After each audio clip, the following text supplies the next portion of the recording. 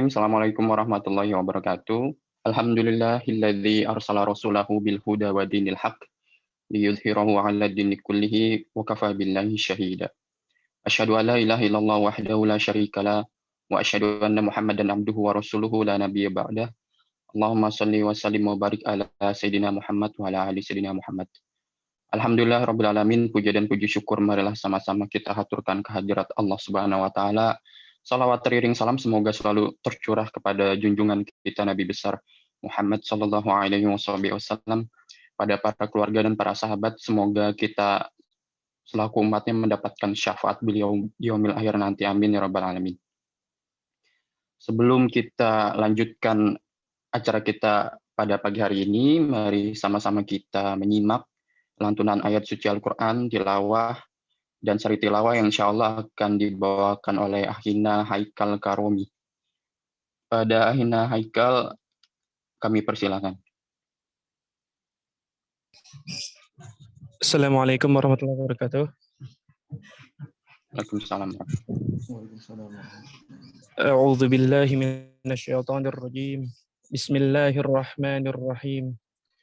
Inna anzalnahu fi lailatul qadr wa ma adraka ma lailatul qadr. Lailatul qadri khairum min alfi syahr. Tanazzalul malaikatu warruhu fiha biizni rabbihim min kulli amr. Salamun hiya hatta matla'il fajr. Sadaqallahul azim.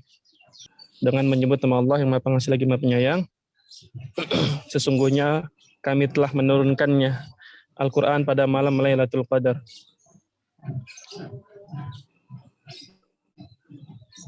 Dan tahukah kamu apakah malam kemuliaan itu lebih baik daripada 1000 bulan? Pada malam itu turun para malaikat dan ruh malaikat Jibril alaihi salam dengan izin Tuhannya untuk mengatur semua urusan takdir tahunan manusia. Sejahteralah malam itu sampai terbit fajar. Maha benar Allah atas segala firman-Nya. Assalamualaikum warahmatullahi wabarakatuh. Waalaikumsalam warahmatullahi wabarakatuh. Terima kasih buat Haikal Karomi. Semoga yang membaca dan mendengarkannya mendapatkan pahala dan kemuliaan di sisi Allah Subhanahu wa taala. Berikutnya akan saya bacakan tata tertib tentang penyelenggaraan acara pada pagi hari ini. Yang pertama, seluruh peserta harus senantiasa bertakwa kepada Allah Subhanahu wa taala dan meluruskan niat dalam menuntut ilmu. Yang kedua, peserta wajib memasuki ruangan Zoom dengan menggunakan nama lengkap yang telah didaftarkan. Yang ketiga, para peserta dimohon untuk menyalakan video ya. Jadi teman-teman semua yang tergabung dalam kajian pada pagi hari ini mohon untuk menyalakan webcam-nya, kameranya, untuk menyalakan video dan menggunakan background yang telah diberikan panitia kecuali karena uzur yang bisa diterima. Yang keempat, peserta diharapkan hadir tepat waktu. Peserta bisa memasuki ruangan kelas mulai pukul 10 WIB. Yang kelima, peserta dianjurkan untuk mengikuti arahan moderator atau host dan menyimak pemateri dengan seksama. Yang keenam, saat pemateri menyampaikan materi, speaker peserta akan dinonaktifkan atau di-mute oleh host. Yang ketujuh, peserta mengajukan pertanyaan atau tanggapannya jika sudah diizinkan oleh moderator. Yang kedelapan, peserta mengajukan pertanyaan dan tanggapannya boleh dilakukan secara langsung atau dikirim pertanyaan melalui moderator. Yang kesembilan, peserta dihimbau untuk mencatat materi yang disampaikan oleh pemateri karena hal ini merupakan salah satu bagian dari adab menuntut ilmu. Yang kesepuluh, peserta dilarang merekam kelas secara mandiri. Oke, saya pikir sudah jelas ya arahan pada pagi hari ini. Sebelum kita mulai, mungkin kita ada sesi foto-foto dulu yang insya Allah akan diambil. Siapa ini yang mau capture? Jadi teman-teman yang diharapkan bisa mengaktifkan kameranya semuanya. Oke, siapa ini yang mau tag? Oke. Siap, mohon izin. 1, 2, 3.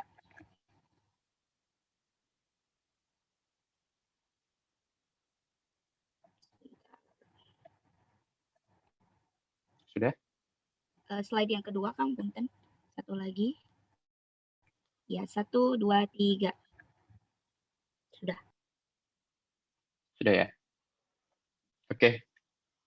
Oh ya, masih ada informasi yang ingin kami sampaikan. Kajian kita pada pagi hari ini, alhamdulillah terlaksana karena kerjasama dari Al-Ghuraba dengan Kawan Muda Iptek Inovatif dan Kolaboratif. Apa itu Kawan Muda Iptek Inovatif dan Kolaboratif? Kawan Muda Iptek adalah wadah bagi pegawai muda di lingkungan Kementerian Riset dan Teknologi atau Badan Riset dan Inovasi Nasional. Walaupun KMI spesifik merupakan wadah bagi pegawai muda di lingkungan Kemenristek atau BRIN, tapi stakeholder kami juga mencakup masyarakat umum. Kawan Muda Iptek berdiri pada tanggal 23 Januari 2021. Program dan kegiatan yang dilaksanakan oleh KMI diantaranya yang pertama webinar series mengenai scholarship dan science, yang kedua live Instagram, yang ketiga bakti sosial. Program dan kegiatan tersebut beberapa berkolaborasi dengan komunitas lainnya. Oke. Sebentar. Berikut akan saya bacakan CV singkat profil dari narasumber kita pada pagi hari ini. Nama lengkap Mukhlis Al-Ghafari, nama panggilan Mukhlis, tempat tanggal lahir Jakarta 28 Juni 1986, domisili Ciputat, Tangerang Selatan, riwayat pendidikan STMIK Widuri STID Al-Hikmah, pekerjaan mengajar, pengalaman organisasi LDK Fusilat, JPRMI, Haroka Islamiyah. Nomor handphone, mungkin teman-teman nanti di suatu saat ada yang membutuhkan beliau, bisa dicatat 0856 9237 2396. Saya ulangi 0856 9237 2396. Moto hidup mulia atau mati syahid, insyaallah. Oke, insyaallah kajian kita akan berlangsung selama 1 jam ke depan. Nanti insyaallah akan kita adakan sesi tanya jawab setelah pemaparan materi mengenai mengapa Lailatul Qadar begitu istimewa ya, Masya Allah, karena pada malam hari ini kita sudah mulai memasuki malam ke-21 ya, nanti malam insya Allah. Jadi apa dan bagaimana kita harus mempersiapkan Lailatul Qadar, dan mudah-mudahan kita termasuk orang yang mendapatkan Lailatul Qadar ya. Oke, waktu dan tempat Ustadz Mukhlis kami persilahkan. Jazakallah khairan, Dikur. Suara kedengaran ya? Aman, Ustadz, aman.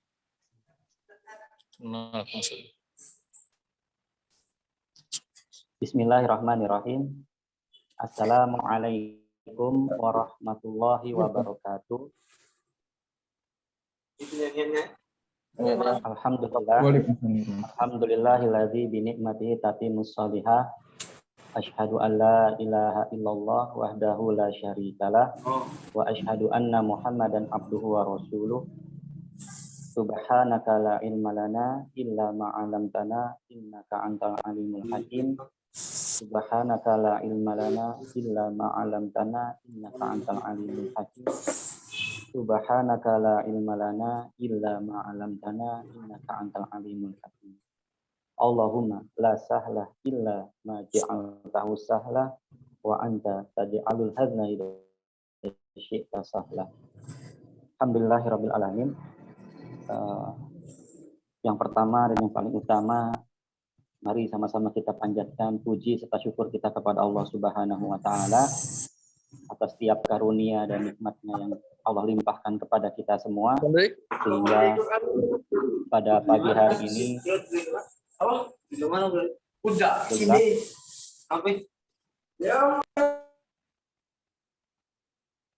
alhamdulillah pada pagi hari ini Allah senantiasa masih memberikan kita kesempatan untuk memupuk amal-amal soleh, amal-amal kebaikan, untuk menutup segala kekurangan atas segala kelalaian kita. Allah masih berikan kita kesempatan untuk menambah amal-amal soleh kita, untuk menghapus segala keburukan-keburukan yang pernah kita lakukan, Allah masih berikan kita kesempatan untuk berlomba-lomba memohon ampunannya, sehingga pada hari ini, yang insya Allah sesaat lagi kita akan menemui detik-detik akhir dari bulan suci Ramadan yang perlahan akan meninggalkan kita. Mudah-mudahan Allah senantiasa menerima amal ibadah kita. Karena sebagaimana yang diriwayatkan oleh Ummu Salamah, bahwasanya Nabi Shallallahu Alaihi Wasallam setiap paginya tidak terlepas dari doa yang beliau panjatkan, yakni Allahumma inni as'aluka ilman nafi'an wa rizqan thayyiban wa amalan mutaqabbalan. Di antara doa-doanya, beliau senantiasa memohon kepada Allah ilmu yang bermanfaat, rizki yang halal, yang berkah, thayyib, dan juga beliau memulainya dengan berharap agar Allah menerima segala amalan ibadah. Dan tentunya ini menjadi pijakan buat kita teman-teman sekalian, agar kita paham betul setiap kali Allah memberikan kita kesempatan, meskipun masih pada pagi hari, kita berharap kepada Allah atas aktivitas-aktivitas yang kita lakukan di siang hari dan selanjutnya merupakan aktivitas yang diridhoi oleh Allah Subhanahu wa taala.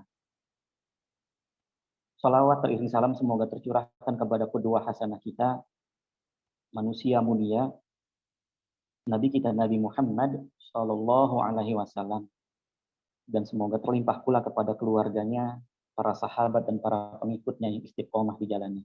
Amin ya rabbal alamin. Teman-teman sekalian yang dirahmati Allah, shaimin wa shaimat, hafizakumullah. Memulai dengan tema bahwasanya sebuah pertanyaan, yakni mengapa Lailatul Qadar begitu istimewa? Istimewa apakah sehingga sampai-sampai Lailatul Qadar itu menjadi buruan bagi umat manusia, khususnya umat Islam, yang mereka berusaha berbondong-bondong untuk senantiasa mengejar hari demi hari. Ada yang hanya mencari di malam harinya, ada yang sudah mempersiapkan di waktu-waktu ganjilnya. Namun ada juga yang mereka mempersiapkan dirinya 10 hari full untuk meraih atau menggapai, menemukan malam Lailatul Qadar. Teman-teman sekalian dirahmati Allah Subhanahu wa taala, sebelum kita berbicara Lailatul Qadar, saya ingin mengajak teman-teman semua untuk melihat, untuk memandang Lailatul Qadar itu secara utuh, bukan hanya terjadi peristiwa pada malamnya. Sehingga apa? Sehingga kita bisa memandang Lailatul Qadar itu dengan persiapan, dengan penuh kesungguhan, dengan penuh azam yang kuat, sehingga kita paham betul apa keistimewaan dari Lailatul Qadar itu. Jangan-jangan selama ini setiap kali Ramadan tiba, kita berusaha untuk mengejar malam Lailatul Qadar, tapi kita tidak tahu latar dari Lailatul Qadar itu sendiri. Sehingga mereka hanya mengejar malam-malamnya saja. Mereka hanya mengincar waktu-waktu tertentunya saja. Dan mereka merasa sudah aman dan sudah puas mendapatkan malam Lailatul Qadar. Maka dari itu, saya ingin mengajak sebelumnya bahwa Lailatul Qadar itu terjadi pada bulan suci Ramadan. Teman-teman yang dirahmati Allah Subhanahu wa taala, berbicara soal Ramadan, kita juga harus tahu bagaimana latar di balik Ramadan itu sendiri, atau perintah puasa di bulan Ramadan itu sendiri. Karena hal ini serangkaian, tidak terpisah satu sama lain. Maka kita harus mengetahui dari awalnya, ya, karena Lailatul Qadar ada di akhirnya. Teman-teman yang dirahmati Allah Subhanahu wa taala, ayat tentang puasa atau perintah puasa, Allah Subhanahu wa taala Para ulama menjelaskan bahwa ayat tersebut turun pada tahun 2 Hijriah. Yaitu di mana Rasulullah SAW sudah berada di Madinah. 2 Hijriah. Bulannya bulan Sya'ban. Artinya sebelum puasa Ramadan itu dilaksanakan, ayat itu turun. 1 bulan sebelumnya. Artinya apa? Artinya para sahabat radhiyallahu anhum itu sebelum mereka melaksanakan puasa di bulan Ramadan, baru dapat perintahnya itu 1 bulan sebelumnya.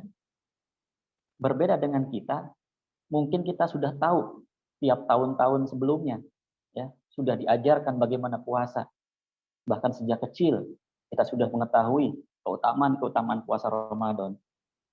Tetapi para sahabat dulu 1 bulan sebelum puasa itu dilakukan, mereka baru mendapatkan perintah. Masya Allah ya. Kesiapannya itu luar biasa. 1 bulan. Ya. Lalu, bagaimana ketika ayat itu sudah turun? Para ulama, ya, kalau dalam Sirah Nabawiyah, dijelaskan pada tahun 2 Hijriah, bulan Sya'ban itu, ya, ternyata selain perintah puasa, itu ada 4 syariat yang Allah turunkan ke muka bumi ini untuk umat Islam. Ya, jadi kita nggak ngomongin satu persatu, nggak ngomongin puasanya doang, tapi ada 4 ternyata, 4 syariat yang Allah turunkan di muka bumi ini. Yang mana 4 syariat ini tidak terpisahkan, teman-teman. Kalau kita memandangnya secara utuh, maka kita akan mengetahui hakikat Ramadan itu, dan kita akan mengetahui betul bagaimana cara menggapai Lailatul Qadar. Fatihlah yang dirahmati Allah Subhanahu wa taala. Di antara 4 syariat itu, ya, jadi 2 Hijriah, bulan Sya'ban itu ada 2 hal. Ya. Ada 2 hal para ulama mengomentari. Yang pertama itu adalah di mana perintah ayat puasa ini turun. Ya. Rasulullah SAW sedang berada di Madinah dan fasenya adalah sedang mempersiapkan negara. Bayangin teman-teman.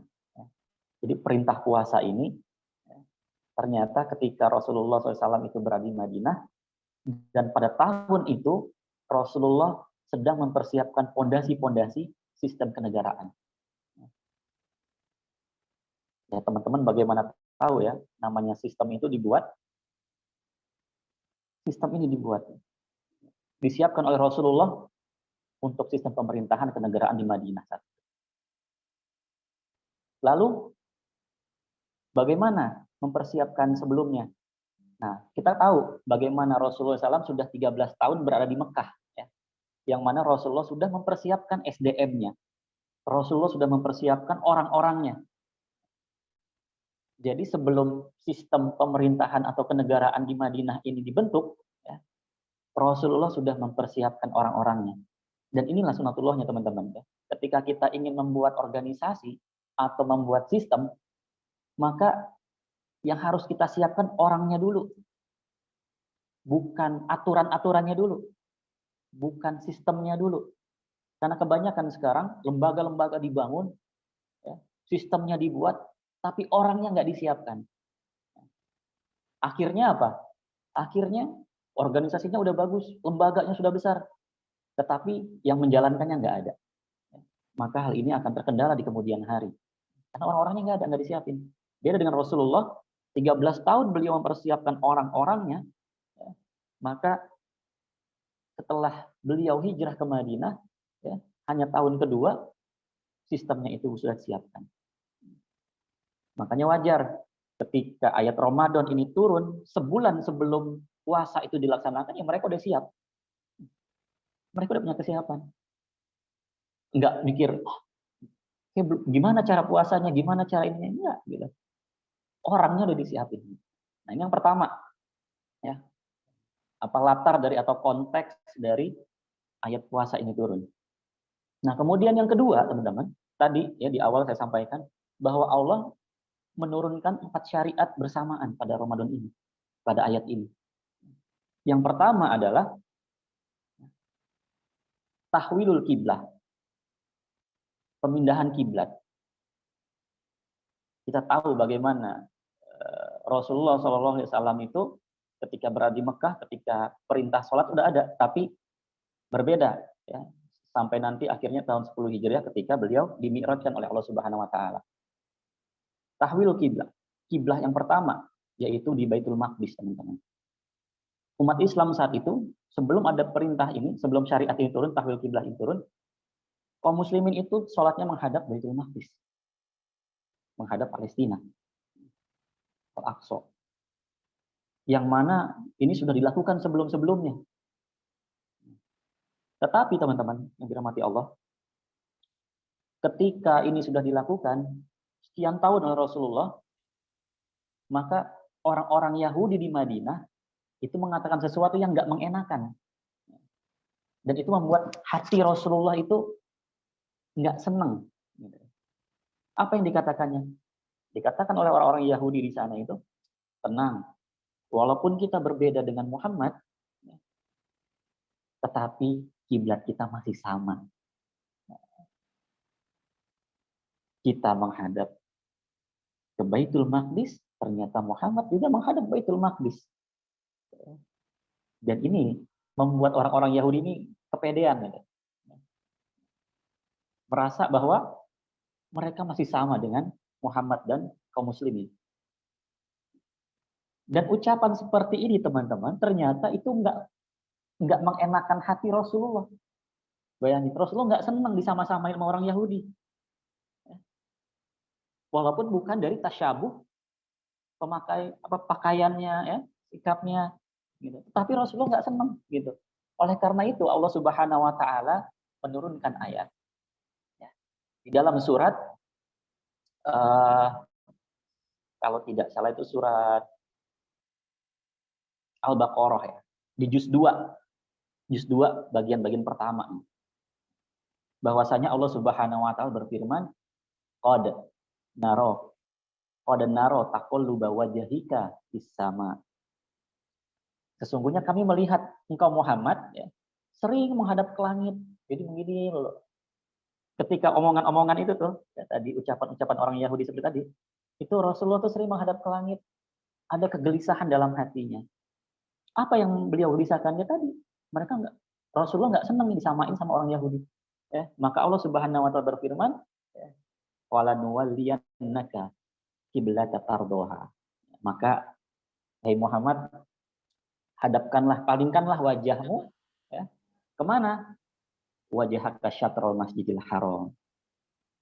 Jadi ada pemindahan kiblat nih. Rasulullah, kami tahu nih, engkau nggak ridho sebenarnya terhadap kiblat yang menghadap ke Baitul Maqdis.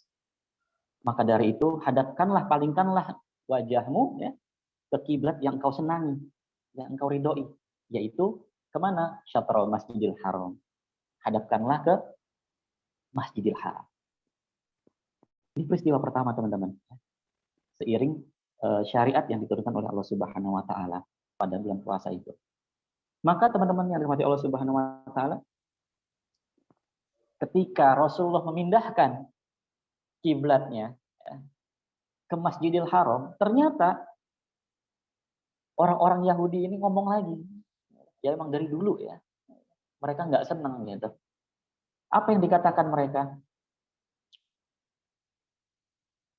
Di antara perkataan-perkataan orang Yahudi itu adalah, ternyata Muhammad ini sesat gitu ya.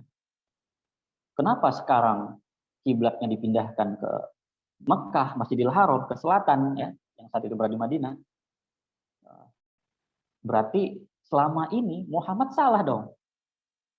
Ya. Ngadepin ke ini, ucapannya kan kayak gitu. Berarti Muhammad salah dong. Selama ini bertahun-tahun ngadepnya kiblatnya ke Baitul Maqdis. Bayangin teman-teman, kalau seandainya teman-teman ditanya seperti itu, apa jawabannya? Kira-kira, Hafiz, Bitur, atau yang lain? Kira-kira, apa jawabannya akan dikemukakan? Entah, Ustaz. Hah? Wallahu a'lam. Allah alam. Nah, pertanyaannya kan tadi jelas ya. Oh, berarti selama ini Muhammad salah dong. Gitu. Belum lagi kalau misalkan orang-orang musyrik juga berkata gitu. Tuh kan, apa namanya, sekarang Muhammad ngadepinnya ke Ka'bah nih, gitu. Seperti itu. Nah, ternyata teman-teman, di antara kaum muslimin itu dengan keimanannya, dengan menjawab apa? Bahwa ini adalah perintah Allah. Ini adalah dari sisi Rob kami. Kira-kira nyambung nggak jawabannya? Nggak ya? Nggak logis ya jawabannya ya? Logis nggak? Nggak kan? Enggak lah. Jawabannya nggak logis, teman-teman. Jawabannya nggak logis. Tetapi itulah Islam, perpaduan antara akal dan iman. Tetapi Islam melarang untuk menuhankan akal. Islam melarang untuk menuhankan akal, memuji hawa nafsu dan akalnya. Karena ada sebagian orang yang memuja-muja akalnya, tapi Islam enggak. Karena apa? Karena hakikatnya akal harus tunduk di bawah syariat. Kalau sekiranya akal itu di atas syariat, teman-teman, maka kata Ali bin Abi Thalib radhiyallahu anhu, ketika membasuh sepatu atau sandal ya, yang kotor, itu bukan bagian punggungnya, tetapi bagian bawahnya. Bawahnya yang kotor. Tetapi kenapa syariatnya itu adalah membasuh bagian punggung sepatunya. Atau ketika berwudu, ketika kita batal, wudu, seharusnya yang dibasuh apanya? Kalau masuk logika ya, tentu yang mengeluarkannya kan. Tetapi tidak, kita harus berwudu kembali. Itulah Islam. Nah, syariat yang pertama adalah tahwilul kiblah. Nah, kemudian yang kedua, bagaimana syariat Allah turunkan juga, yaitu tentang zakat. Jadi berbarengan nih, puasa, tahwil kiblah, zakat, puasa, satu lagi jihad. Ada empat syariat yang Allah turunkan di sini. Nah, ketika zakat, sama. Zakat itu adanya di bulan Ramadan. Walaupun ada sebagian zakat yang perniagaan, zakat mal, dan sebagainya. Tetapi yang dimaksud di sini adalah zakat di bulan Ramadan. Allah Subhanahu wa taala berfirman, "Khudh min amwalihim shadaqatan tutahhiruhum wa tuzakkihim biha." Ambillah zakat dari sebagian harta mereka, dengan zakat itu kamu bersihkan dan mensucikan mereka. Artinya apa? Zakat ini mensucikan. Ya. Dan yang mensucikan ini adalah, yang disucikan ini adalah harta yang halal, bukan harta yang haram, teman-teman ya. Jadi jangan salah persepsi. Yang disucikan dengan zakat ini adalah harta yang halal, bukan harta yang haram. Karena ketika misalkan kita kerja, jerih payah, itu harta halal.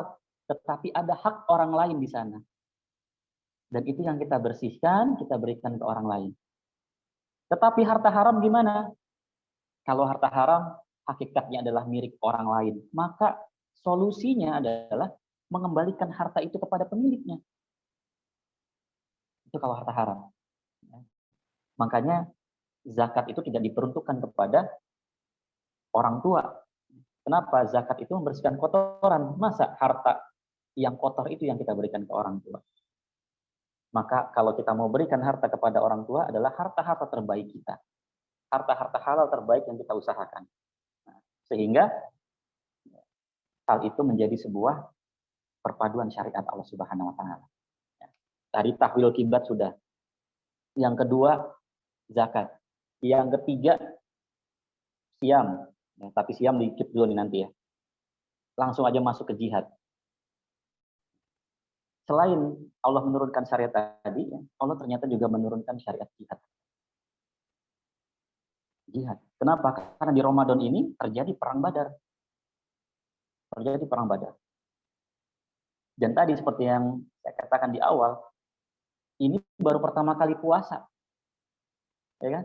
Makanya kalimatnya adalah firman Allah Subhanahu wa taala, "Kutiba alaikumul qital wa huwa kurhul lakum." Diwajibkan atas kamu berperang, padahal hal itu tidak menyenangkan bagimu. Bayangin teman-teman. Perang siapa yang senang, gitu kan? Nggak senang. Tetapi ada kalanya ketika Allah sudah memerintahkan itu diwajibkan, maka walaupun kita suka, itu baik di sisi Allah Subhanahu Wa Taala. Makanya ketika perang Badar, semuanya totalitas. Kenapa? Karena sudah disiapkan oleh Rasulullah SAW. Yang ketiga, jihad. Yang keempat, asyam itu sendiri puasa. Bagaimana kita ketahui ayat puasa? Ya ayyuhalladzina amanu kutiba alaikumusiyam. Dalam ayat ini teman-teman, ya ayyuhalladzina amanu, kalimat ya ayyuhalladzina amanu ini ya, dalam bahasa Arab menggunakan harfun nida. Kalimat sapaan atau panggilan. Dan panggilan ini ada banyak macamnya. Ada panggilan kepada secara umum, ya ayyuhan nas, ya, wahai manusia. Ada juga panggilan perorangan, ya, langsung menyebutkan nama lebih spesifik, seperti ya Musa, ya Ibrahim, ya Muhammad. Kalimat ini digunakan untuk memanggil satu persatu. Ada juga kalimat panggilan yang maksudnya untuk menghinakan. Apa? Firman Allah Subhanahu wa taala, ya ayyuhalladzina kafaru la ta'tadzirul yaum. Jadi Allah memanggil orang-orang kafir ini, panggilan ini bukan panggilan kemuliaan tapi panggilan menghinakan. Berbeda dengan kalimat ya ayyuhalladzina amanu, ya, para ulama menyebutkan panggilan ini adalah panggilan kasih sayang. Dan biasanya perbedaannya adalah ketika dipanggil dengan kalimat-kalimat menghinakan, berarti Allah punya maksud untuk memberatkan, untuk menyulitkan, untuk menyusahkan. Makanya ketika pada orang-orang kafir, ya, kalimat selanjutnya atau lafaz selanjutnya adalah sesuatu yang memberatkan mereka, sesuatu yang akan menghinakan mereka. Tetapi ketika Allah berfirman, ya ayyuhalladzina amanu, namanya orang manggil, ini seperti kita manggil kekasih kita, ya kan? Biasanya kalimat selanjutnya untuk apa? Apakah untuk marah-marah? Tidak kan? Tetapi untuk memuliakannya. Untuk memberi kemudahan baginya. Atau untuk memberi hadiah kepadanya. Untuk meringankan bebannya. Itu panggilan sayang, Dok. Nah, bagi yang punya pasangan ya, nah itu kalau panggilannya lembut, ya, pasti selanjutnya kalimatnya adalah ingin memberikan hadiah, ya kan? Nggak mungkin kalau lagi marah-marah gitu kan, atau mau ngomel-ngomel gitu, kalimatnya sayang, nggak mungkin. Pasti panggilannya beda ya. Ibunda Aisyah pun ketika lagi sebel sama Rasulullah, panggilannya beda kepada Rasulullah kan. Demi zat yang menggenggam Ibrahim itu hanya Ibrahim gitu. Kalau lagi kesal ya. Tapi kalau lagi senang, ya, kalimatnya beda. Seperti itu. Nah, maka teman-teman, artinya puasa ini atau perintah ya ayyuhalladzina amanu bi'alaikumusiyam, ya, maka hakikatnya perintah selanjutnya adalah Allah ingin memuliakan kita. Allah ingin memberikan kemudahan bagi kita. Allah ingin meringankan kita.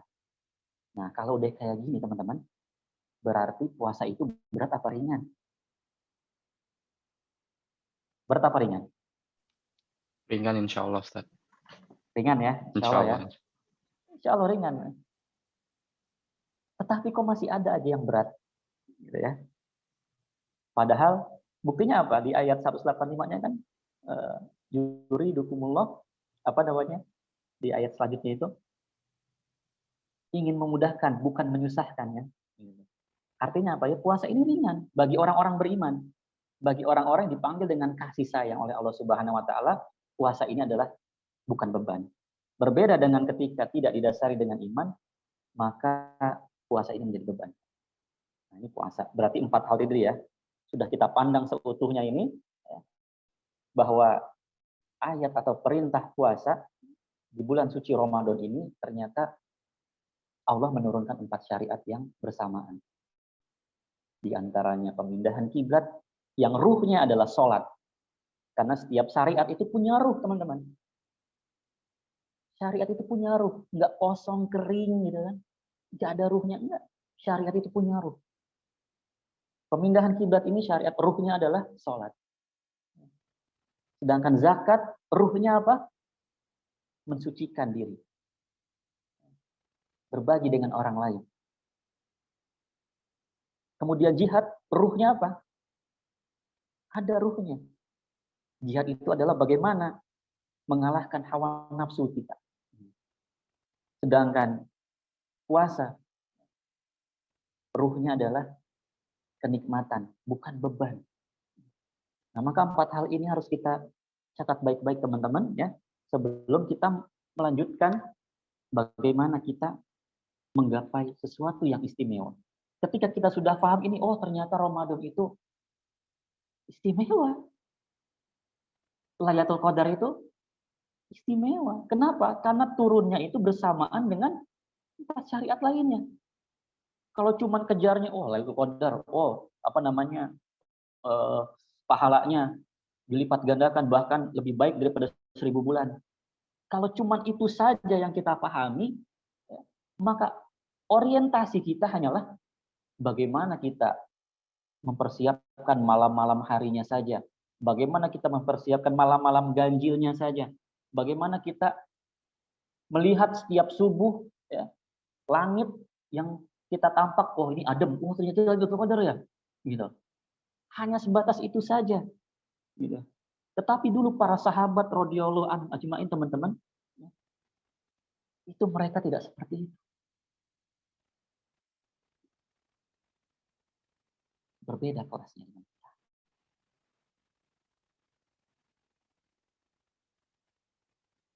Maka ketika Allah Subhanahu wa taala berfirman ya ayyuhalladzina amanu, ayat selanjutnya apa?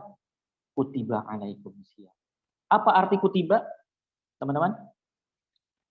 Ada yang tahu? Kutiba? Hafiz? Diwajibkan, Ustaz. Diwajibkan. Oke. Maybe. Itu secara terjemahannya ya. Diwajibkan ya. Terjemahan depak. Iya ya. Ya. Ya nggak salah diwajibkan itu. Tetapi teman-teman, tahu nggak bahwasanya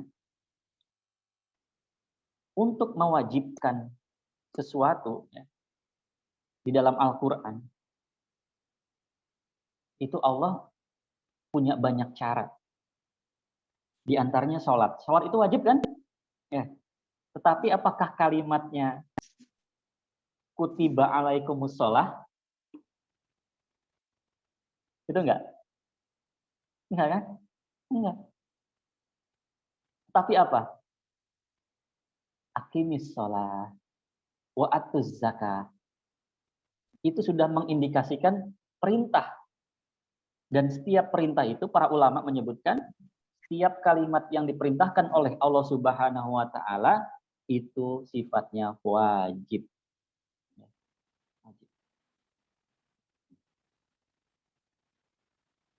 Maka ketika Allah Subhanahu wa taala berbicara tentang kutiba yang sesungguhnya artinya adalah dicatatkan, uktub, catat, tulis. Nah, yang dituliskan bukan kalimat ya ayyuhalladzina amanu, wahai orang-orang beriman, berpuasalah kamu. Apakah begitu kalimatnya? Tetapi kalimat kutiba. Dan di Quran, ya, uniknya ini menarik teman-teman. Menarik. Teman-teman nanti bisa mengeksplor sendiri ya. Gila, cuma didengerin doang gini. Nggak apa-ngapain. Ya, menariknya adalah ternyata Allah mengabarkan atau menuliskan dengan kalimat kutiba itu ada 4 ya. Dan itu terdapat dalam surat Al-Baqarah semua, teman-teman. Nah, nanti bisa cari nih ya. Kalimat perintah atau yang diwajibkan oleh Allah Subhanahu wa taala itu ketika menggunakan kalimat kutiba itu ada 4. Dan itu terdapat di surat Al-Baqarah semua, teman-teman. Yang pertama, ya ini, siam ini, kutiba alaikumus siyam. Ya. Yang kedua, ada yang tahu di mana lagi? Ketika Allah menyebutkan kalimat kutiba. Kutiba alaikumul qital. Tentang perang ya, kutiba alaimul qital. 2. Masih di Al-Baqarah juga kan? Kemudian yang ketiga, ini ada 4 nih. Yang bisa jawab dapat hadiah nih daripada dia. Yang barusan jawab dapat dong, Ustaz. Belum lengkap. Lengkapin dulu sampai 4. Oh ya, 1 aja belum ya. Beda-beda. Ya. Tadi ya, kutiba alaikumus siyam, kutiba alaikumul qital. Kemudian masih di Al-Baqarah juga, kutiba alaikumul qisas. Ya. Dan yang keempat, ada di surat Al-Baqarah ayat 182 kalau nggak salah. Teman-teman bisa buka ayatnya coba. Ada yang buka Quran? Bisa dibacakan.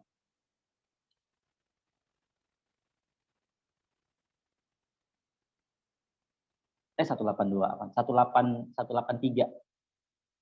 Ada yang bisa bacakan ayatnya?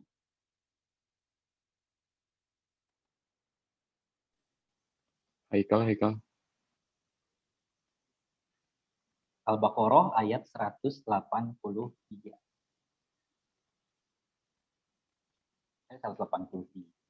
Apaan?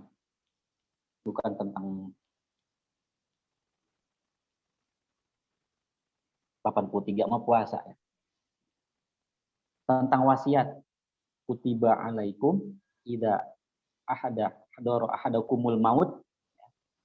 Apabila diwajibkan kepada kalian apabila seseorang mendekati maut, maka tulislah wasiat.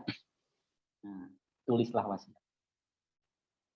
Jadi keempat-empatnya itu ada di surat Al-Baqarah. Nah, teman-teman bisa cek sendiri. Dan ternyata teman-teman, kalimat kutiba ini atau tertulis, tercatatkan, itu sejak min qablikum. Jadi sebelum kita, sebelum umat Rasulullah SAW itu sudah dituliskan. Mereka punya syariat yang sama. Berbeda dengan misalkan contoh, syariat nikah. Pada peristiwa atau kejadian di masa Nabi Adam alaihissalam, menikah sesama saudara itu dibolehkan kan? Ya, putra Adam dan putrinya dibolehkan kan? Itu syariatnya pada saat Nabi Adam alaihissalam. Tapi sekarang apakah dibolehkan? Nikah sama saudara, adik kakak? Saudara seiman boleh, Ustaz. Adik kakak katanya. Adik kakak boleh nggak? Enggak kan? Enggak. Kenapa coba? Kalau dulu boleh, zaman Nabi Adam. Kenapa? Boleh. Karena nggak ada manusia lagi selain mereka. Betul. Barakallahu fiik. Nggak ada orang lagi ya, mama siapa ya? Dapat Itu hadiah pun, nggak, Ustaz?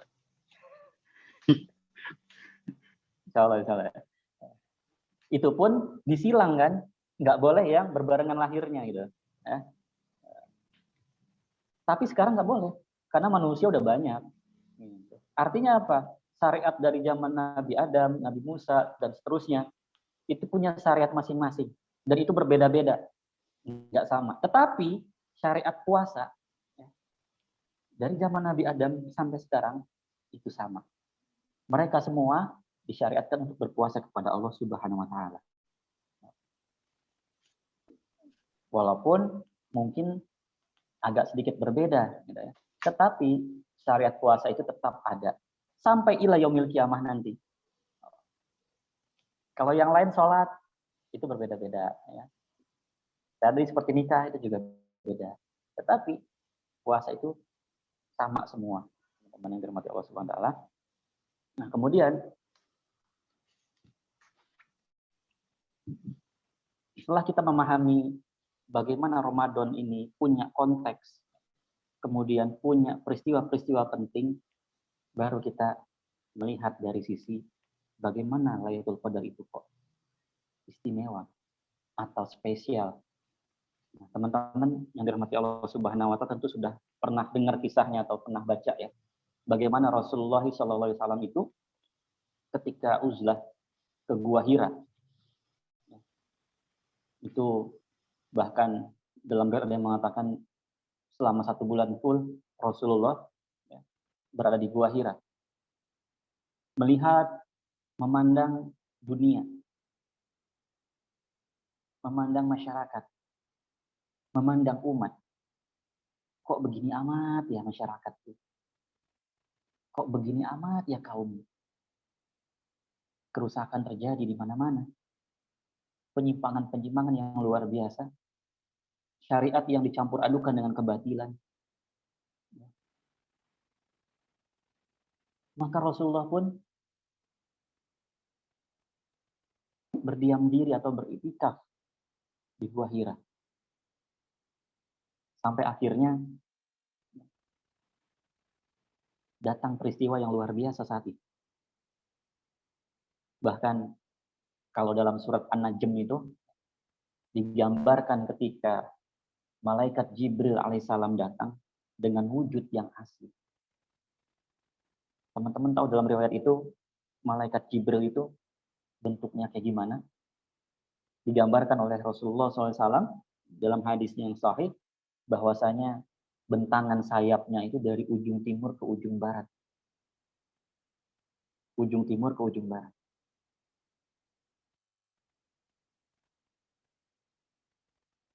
Yang besarnya luar biasa. Bahkan dalam riwayat dikatakan apabila bulu sayapnya jatuh ke bumi maka hancurlah bumi tersebut. Itu malaikat Jibril atau Ruhul Kudus, Ruhul Amin, ya, yang disebutkan tadi di surat Al-Qadar tadi. Tanazzalul malaikah waruhu fiha. Ruh itu dimaknai oleh para ulama adalah malaikat Jibril alaihissalam bersama para malaikat. Yang notabene malaikat itu luar biasa besar. Mungkin teman-teman pernah melihat video tentang keberadaan bumi. Kemudian di zoom dari jauh ada planet-planet yang lebih besar ternyata. Sampai akhirnya tata surya, matahari yang besar yang akhirnya dikelilingi menjadi sebuah tata surya. Ya kan? Pernah ya? Kemudian setelah itu di zoom lagi, jarak jauh lagi, ya, ternyata ada planet yang lebih besar daripada matahari. Ya. Dan planet besar ini ternyata salah satu dari planet-planet lain yang lebih besar di antara tata surya berikutnya. Ya. Kemudian ternyata ada lagi yang lebih besar. Sampai akhirnya kumpulan-kumpulan tata surya tersebut dinamakan Bima Sakti. Begitu besarnya. Ketika kita lihat Bima Sakti itu, maka bumi hanyalah titik yang mungkin tidak terlihat lagi. Dan ternyata Bima Sakti itu bukan satu-satunya. Itu hanyalah satu dari sekian juta Bima Sakti yang ada. Sampai akhirnya ada yang nama universe atau galaksi. Dan walau alam, ternyata masih ada yang lebih besar lagi. Maka ketika teman-teman mendapatkan kisah bahwa malaikat itu besarnya dari ujung timur ke ujung barat, kemudian mendekati Rasulullah SAW, itu gimana ya mikir? Gimana ya? Berarti bumi ini bisa hancur dong. Nah, lagi-lagi teman-teman, ini bicara keimanan. Bicara keimanan. Logika kita nggak akan nyampe. Logika kita nggak nyampe. Tetapi benar yang dikatakan Allah Subhanahu wa taala dalam surat An-Najm, bahwasanya ketika malaikat Jibril itu menemui Rasulullah, kemudian bahkan jaraknya, ya, jarak antara Nabi Muhammad SAW itu dengan malaikat Jibril alaihissalam, ya, itu jaraknya hanya sejauh 2 busur panah. Kita tahu busur panah itu paling panjang berapa meter? Paling panjang berapa meter? Ya, di surat An-Najm ayat 9 Allah Subhanahu wa taala berfirman, ya kan? Fakana qoba qausaini au adna. Kemudian mendekatlah, ya, sehingga jaraknya mendekatlah malaikat Jibril kepada Nabi Muhammad sehingga jaraknya itu sekitar 2 busur. Yang kalau kita hitung per meter itu paling busur sekitar 1 meteran. Berarti 2 busur itu sekitar 2 meter. Bayangkan makhluk sebesar itu, teman-teman, malaikat itu hanya berjarak 2 meter dari Nabi Muhammad SAW, kemudian menggenggamnya. Menggenggamnya. Wajarlah ketika kita mengetahui peristiwa itu, Rasulullah sangat ketakutan. Rasulullah sangat ketakutan, begitu takutnya, sampai akhirnya ketika pulang ke rumah, ya, menemui istrinya Khadijah, ya, Zamilun, Zamilun, selimuti aku, selimuti aku. Ketakutan sekali. Nah, disinilah letaknya ketika konsep atau makna dari Lailatul Qadar, teman-teman. Sesungguhnya, bulan yang diturunnya Al-Quran akan menjadi bulan yang paling mulia, yaitu bulan Ramadan. Bulan yang diturunkannya Al-Quran menjadi bulan mulia, itu bulan Ramadan. Tempat di mana tempat itu diturunkannya Al-Quran pertama kali menjadi tempat termulia, yaitu Mekah Al-Mukarramah. Dimuliakan oleh Allah Subhanahu wa Ta'ala. Bahkan sholat di sana itu berapa kali lipat dari sholat di Masjid biasa? 1000 kali lipat, ya? Atau 10.000. Kemudian manusia yang diturunkannya Al-Quran kepadanya menjadi manusia yang mulia, yaitu Nabi kita, Nabi Muhammad SAW. Dan malam terjadinya turunnya Al-Quran menjadi malam yang memang malam mulia, yaitu malam Lailatul Qadar. Artinya apa, teman-teman? Artinya kemuliaan itu yang Allah berikan, Allah janjikan bahwasanya satu malam itu lebih baik daripada 1000 bulan, maka saat itu adalah peristiwa di mana turunnya Al-Quran. Maka jika kita ingin mendapatkan kemuliaan dari Allah Subhanahu wa Ta'ala, tidak ada kata lain, tidak ada cara lain kecuali kita dekat dengan Al-Quran. Kecuali kita akrab dengan Al-Quran.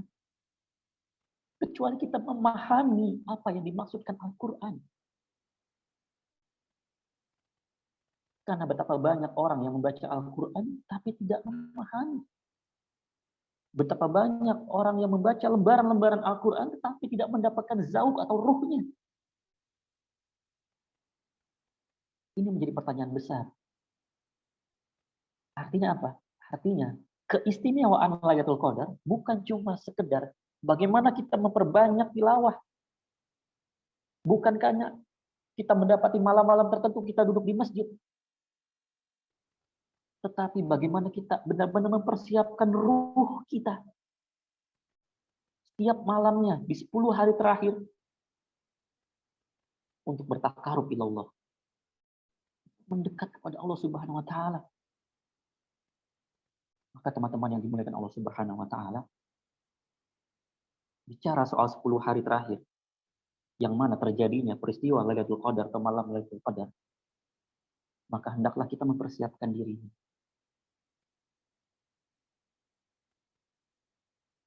Kaum muslimin sudah diajarkan. Pernah suatu ketika Abdullah bin Mas'ud radhiyallahu anhu, sahabat mulia, ahlul Quran. Bahkan beliau pernah diminta oleh Rasulullah SAW, ya Abdullah, bacakan kepadaku Al-Quran. Maka ketika Abdullah bin Mas'ud mengatakan, ya Rasulullah, bagaimana mungkin kami membaca Al-Quran kepadamu, sementara Al-Quran turun padamu, untukmu. Tapi kata Rasulullah, bacakanlah. Nggak apa-apa. Aku ingin mendengarkannya dari orang lain. Kemudian dibacakanlah oleh Abdullah bin Mas'ud. Ayat demi ayat dibaca. Sampai ketika ada satu ayat yang dibaca oleh Abdullah bin Mas'ud. Kemudian melihat Rasulullah SAW meneteskan air matanya. Rasulullah nggak kuasa menahan air matanya. Sehingga akhirnya Abdullah bin Mas'ud menghentikan bacaannya. Artinya apa, teman-teman? Artinya terkadang untuk mendapatkan nikmatnya baca Al-Quran atau nikmatnya Al-Quran, sesekali kita mendengarkan dari orang lain. Kita menyimak bacaan orang lain.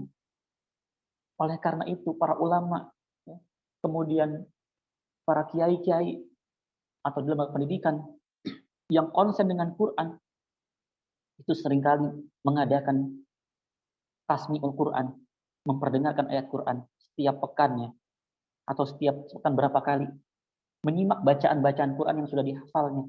Karena dengan begitu maksudnya adalah untuk melembutkan hati kita. Kenapa? Karena teman-teman yang dirahmati Allah Subhanahu wa taala, bacaan Quran yang dibaca oleh tadi Abdullah bin Mas'ud kepada Rasulullah SAW, bacaan Quran yang dibacakan oleh para sahabat, didengarkan oleh sahabat-sahabat lainnya, bacaan Quran yang dibacakan oleh para tabi'in, para ulama, salafus saleh, itu sama Qurannya dengan yang kita baca hari ini. Tetapi Quran itu mampu ketika dibacakan kepada mereka, mereka dapat merasakan kelezatannya. Padahal Qurannya sama. Yang dibaca oleh Rasulullah, yang dibaca oleh para sahabat, yang dibaca oleh para tabi'in, para ulama salafus saleh, dengan yang dibaca pada kita hari ini, itu Qurannya sama. Tetapi yang membedakan adalah hati kita. Hati kita, teman-teman. Maka untuk mempersiapkan keistimewaan Lailatul Qadar, maka siapkan hati-hati kita, teman-teman. Bukan cuma mengejar kuantitas, tetapi bagaimana menghadirkan kualitas. Karena tak jarang orang-orang yang seperti ini, justru mereka merasakan, mendapatkan nikmatnya Lailatul Qadar. Itulah yang dirahmati Allah Subhanahu wa taala. Khususnya di 10 hari terakhir ini. Saya mengajak teman-teman semua dalam rangka memburu, menggapai agar Allah senantiasa dan Allah izinkan kita mendapatkan Lailatul Qadar. Maka mulailah dengan perintah yang sesungguhnya selama 10 hari ini kita ceraikan dunia. Kita ceraikan dunia.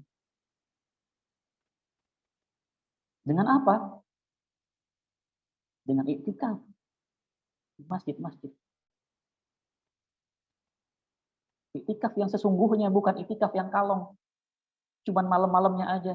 Malam ganjilnya saja.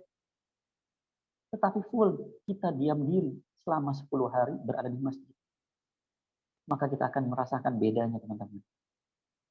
Bedanya kenikmatan iktikaf itu. Abdullah bin Mas'ud tadi, yang membacakan Quran pada Rasulullah SAW, ketika menjelang sakaratul mautnya, beliau menangis. Beliau menangis. Kemudian ditanya oleh sahabat, "Ya Abdullah, apa yang membuat menangis? Apakah karena engkau akan meninggalkan dunia ini? Lantas engkau menangis?" Apa jawaban Abdullah bin Mas'ud saat itu radhiyallahu anhu? Demi Allah, tidak. Lah, aku bersedih bukan karena meninggalkan dunia. Kenapa? Karena kaum muslimin jauh sebelum ini sudah diajarkan oleh Rasulullah SAW untuk menceraikan dunia. Yaitu ketika 10 hari terakhir bulan suci Ramadan. Maka nggak ada kekhawatiran lagi untuk meninggalkan dunia.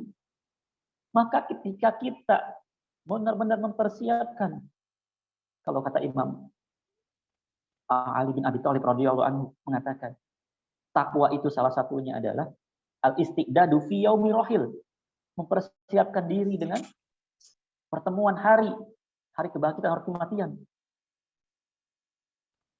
yaitu dengan mempersiapkan diri, melatih diri kita dengan beriktikaf 10 hari di bulan suci Ramadan, teman-teman.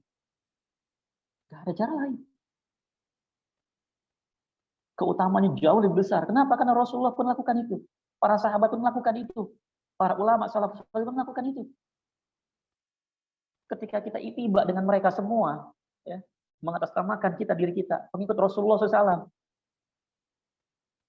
menghidupkan sunnah-sunnah Nabi, menghidupkan sunnah para sahabat, kita mengaku cinta kepada Rasulullah, kepada para sahabat, kepada para ulama salafus saleh, kepada para imam, 4 mazhab. Maka yuk kita sama-sama mempersiapkan diri ruh kita untuk menceraikan dunia ini dengan melatih 10 hari kita beriktikaf kepada Allah Subhanahu wa taala di masjid. Tapi Ustadz, bagaimana dengan kerjaan saya? Bagaimana dengan dagangan saya? Sementara orang-orang banyak pesanan ketika 10 hari terakhir. Demi Allah, harta yang didapatkan sebanyak apapun pada 10 hari terakhir bulan suci Ramadan tidak akan mampu merasakan lezatnya, menggantikan nikmatnya duduk di masjid beriktikaf selama 10 hari. Demi Allah. Hanya sedikit. Berapa juta paling keuntungannya. Tapi ketika kita duduk Subhanahu wa ta'ala bertakarub ilallah, pada sebaik-baik besar, sebesar-besarnya keutamaan Ramadan dan sebesar-besarnya keutamaan untuk mempersiapkan kita menyambut atau mendapatkan Lailatul Qadar.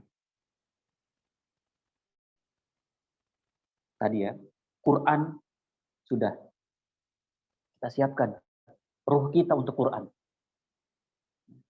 Untuk mendapatkan keistimewaannya, maka keistimewaan Lailatul Qadar adalah Quran. Turunnya Al-Quran. Kemudian, yang kedua, bagaimana Rasulullah ketika turunnya Al-Quran sedang uzlah, atau dalam hal ini beriktikaf. Maka dua hal ini juga sama kita lakukan, iktikaf. Dua. Yang ketiga, teman-teman. Para ulama, dan bahkan hadis dari Aisyah radhiyallahu anha, bahwasanya ketika akhir-akhir Ramadan, Rasulullah SAW tidak lepas atau tidak menghentikan, merutinkan doa. Salah satu doa yang sering kita baca. Mungkin teman-teman sudah hafal. Allahumma innaka afuwun tuhibbul afwa fa'fu anni. Redaksinya seperti itu. Ya, walaupun sebagian kalangan ada yang menambahkan Allahumma innaka afuwun karim tuhibbul afwa fa'fu anna ya karim. Tetapi redaksi yang sebetulnya adalah Allahumma innaka afuwun tuhibbul afwa fa'fu anni. Ya Allah, innaka afuwun, sesungguhnya engkau maaf, maaf. Tuhibbul afwa fa'fu anni. Dan mencintai orang-orang yang memberi maaf dan meminta maaf dan seterusnya. Artinya apa? Artinya teman-teman, di 10 hari terakhir ini, sisa waktu Ramadan kita ini, ya Allah masih izinkan, mudah-mudahan Allah masih izinkan kita sampai selesai. Ya. Maka lapangkanlah hati kita. Lapangkanlah hati kita untuk apa? Untuk memberikan maaf kepada orang lain. Untuk memberikan maaf kepada saudara-saudara kita. Untuk memberikan maaf kepada orang tua kita. Memberikan maaf kepada guru-guru kita. Rasulullah SAW ketika peristiwa Fathu Mekah. Ada yang tahu Fathu Mekah tahun berapa Hijriah? Ada yang tahu teman-teman? Yang bisa jawab?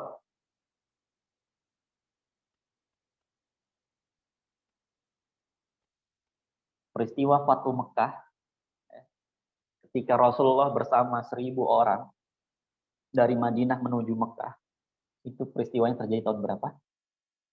Ada yang bisa jawab? Ayo dong, jangan cuma dengerin aja. Ada? Wah, buka dulu kitab sirahnya. Oh, kan ada yang jawab. Alhamdulillah, 8 Hijriah. Barakallahu fiik. Ya, 8 Hijriah. Ketika Rasulullah bersama kaum muslimin itu datang ke Mekah dengan 1.000 orang. Kemudian masuk dari berbagai pintu. Meskipun sempat dihadang oleh beberapa orang-orang Quraisy. Ya. Namun alhamdulillah dengan izin Allah masih bisa dikendalikan. Masih bisa dikendalikan. Tapi akhirnya ketika semuanya sudah masuk berbondong-bondong, maka saat itu orang-orang kafir Quraisy, penduduk Mekah, semua panik. semua ketakutan, semua gelisah. Kenapa? Karena ini kita nggak berkutik nih. Muhammad dan kaum muslimin udah mengepung kita semua. Ya. Dengan mudahnya kita dibunuh olehnya. Meskipun akhirnya Rasulullah mengatakan, barang siapa yang masuk rumah Abu Sofyan aman. Barang siapa yang masuk rumahnya masing-masing aman. Barang siapa yang masuk Ka'bah aman. Ya. Tetapi Rasulullah juga mengumumkan ada 9 nama yang darahnya halal untuk dibunuh. Sekalipun ia bersembunyi di balik kiswah Ka'bah. Di antaranya ada Ikrimah bin Abi Jahal, dan kemudian ada Safwan.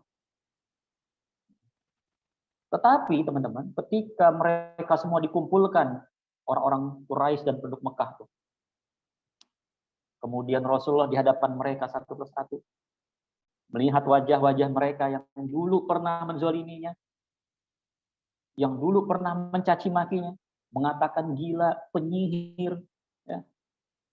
Dilihatin. Mereka hanya tunduk. Dalam hatinya, ini Muhammad mau ngapain ya? Jangan-jangan kita mau dibalas. Jangan-jangan kita mau dihukum mati. Tetapi, ketika Rasulullah naik perlahan tangga di depan Ka'bah itu, kemudian mengatakan kepada mereka, wahai penduduk Mekah atau kaum Quraisy, kira-kira apa yang akan aku lakukan terhadap kalian? Nah loh, ditanya kayak gitu, semuanya makin takut. Semuanya makin depresi. Masih berdebar-debar.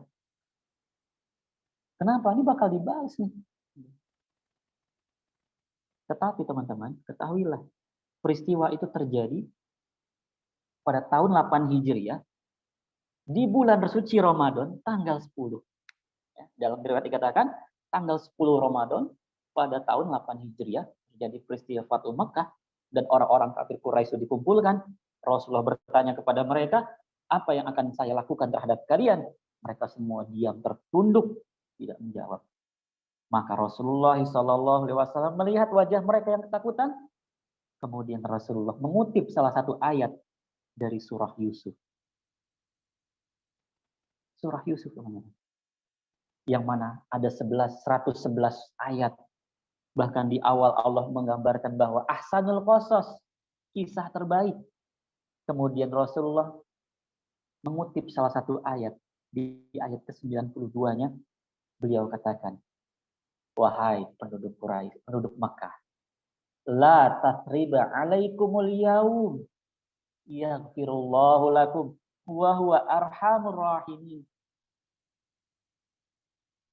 Pada hari ini, tidak ada cercaan terhadap kalian. Yaghfirullahu lakum. Semoga Allah mengampuni kalian. Wa huwa arhamur rahimin. Karena sesungguhnya Dia adalah Maha Penyayang di antara para penyayang. Bayangin teman-teman. Rasulullah SAW mengajarkan kepada kita, ya, di bulan suci Ramadan ini untuk memberikan maaf kepada saudara-saudara kita. Karena beliau mengambil ibrah dari surat Yusuf, yang mana kisah Nabi Yusuf itu luar biasa. Bagaimana sedari kecil beliau sudah dimusuhi, bahkan dibuang, kemudian mengalami penjualan, artinya perdagangan anak. Kemudian dijadikan pelayan. Kemudian mendapatkan fitnah wanita. Ya. Setelah itu, beliau masuk penjara.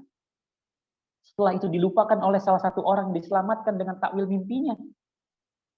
Rentetan kisah itu menghiasi kehidupan Nabi Yusuf alaihissalam, tetapi di akhirnya ketika saudara-saudaranya berkumpul, la tasriba alaikum yaum. Bayangin teman-teman, memaafkan kepada mereka semua. Itu artinya Ramadan dalam rangka mempersiapkan Lailatul Qadar, kita harus banyak-banyak memberikan maaf atau minta maaf. Memberi maaf atau meminta maaf. Itu sebaik-baiknya. Maka ikhwatillah yang dirahmati Allah Subhanahu wa taala, pun kita panjatkan doa kepada Allah, Allahumma innaka afuwwun tuhibbul afwa fa'fu anni. Intinya maaf, memberikan maaf. Bagaimana Allah memaafkan kesalahan kita, mengampuni dosa-dosa kita. Kenapa enggak ya Allah, fakfirli, fakfirli. Tetapi Rasulullah menggunakan kalimat afu. Artinya adalah ulama menjelaskan perbedaan antara ghafir atau ghafar ya, dengan afwan afu ya. Maka memaafkan itu benar-benar melupakan. Beda dengan kita. Iyalah, tenang ya. Insya Allah saya maafin kamu. Tetapi utang jangan lupa ya. Gitu kan? Seperti itu ya. Tapi kalimat innaka afuwwun tuhibbul afwa fa'fu anni adalah kita berharap agar Allah Subhanahu wa taala memaafkan atas apa yang kita perbuat selama dunia ini, kemudian melupakan, menghapus semua. Artinya catatan-catatan nanti di Yaumul Mizan itu nggak ada. Itu harapannya. Tapi kalau cuman fakfirli, mengampuni, itu diampuni oleh Allah Subhanahu wa taala dosanya, dihapuskan dosanya, tapi catatannya masih ada. Ya kan? Artinya masih ada. Tetapi ini dihapus. Nggak ada. Maka itu ya, ikhwati fillah yang dirahmati Allah Subhanahu wa taala. Oleh karena itu, yuk kita sama-sama mempersiapkan Lailatul Qadar yang istimewa ini dengan rangkaian kisahnya sebelumnya tadi ya. Bagaimana Allah menurunkan syariat-syariatnya. Ternyata dengan aspek yang kita pahami seutuhnya tentang Ramadan dari A sampai Z ya. Sampai Lailatul Qadar itu kita paham ilmunya, maka kita akan termotivasi untuk bergerak untuk taat kepada Allah Subhanahu wa taala dan menjadikan Ramadan ini penuh dengan kenikmatan tanpa beban. Kenapa? Karena diawali dengan iman. Iman dengan Allah Subhanahu wa taala. Mungkin itu saja yang dapat saya sampaikan pada hari ini ya, terkait dengan keistimewaan Lailatul Qadar. Nanti insya Allah akan dilanjutkan dengan tanya jawab atau diskusi ya, yang apabila masih ada yang berkenan untuk bertanya, tafadhol ya. Mudah-mudahan Allah senantiasa membimbing kita, menjaga niat-niat kita, menguatkan azam kita, dan senantiasa Allah hadirkan roh kita, dan sebagaimana kita inginkan, kita mendapatkan kemuliaan dari Allah Subhanahu wa taala. Amin ya rabbal alamin. Itu saja, demikian. Apabila ada yang salah dan keliru, apabila ada hal yang kurang berkenan pada penyampaian ini, saya mohon ampun kepada Allah Subhanahu wa taala dan minta maaf kepada teman-teman semua. Wassalamualaikum warahmatullahi wabarakatuh. Waalaikumsalam warahmatullahi wabarakatuh. Syukron jazakumullah khair Ustaz tentang pemaparannya pada pagi hari ini. Mudah-mudahan kita bisa mempersiapkan atau menyongsong datangnya 10 hari terakhir dengan amalan-amalan yang maksimal kita ikhtiarkan dari diri kita. Berikutnya kita masuk ke sesi tanya jawab. Mungkin karena lumayan pertanyaan yang masuk, saya akan membacakan 2 pertanyaan langsung sekaligus ya. Jadi nanti mohon Ustaz untuk menjawab kedua-duanya secara bersamaan. Yang pertama, Assalamualaikum warahmatullahi wabarakatuh. Izin bertanya Ustaz, bagaimana ciri bahwa kita ini mendapatkan malam Lailatul Qadar? Jazakumullah khair.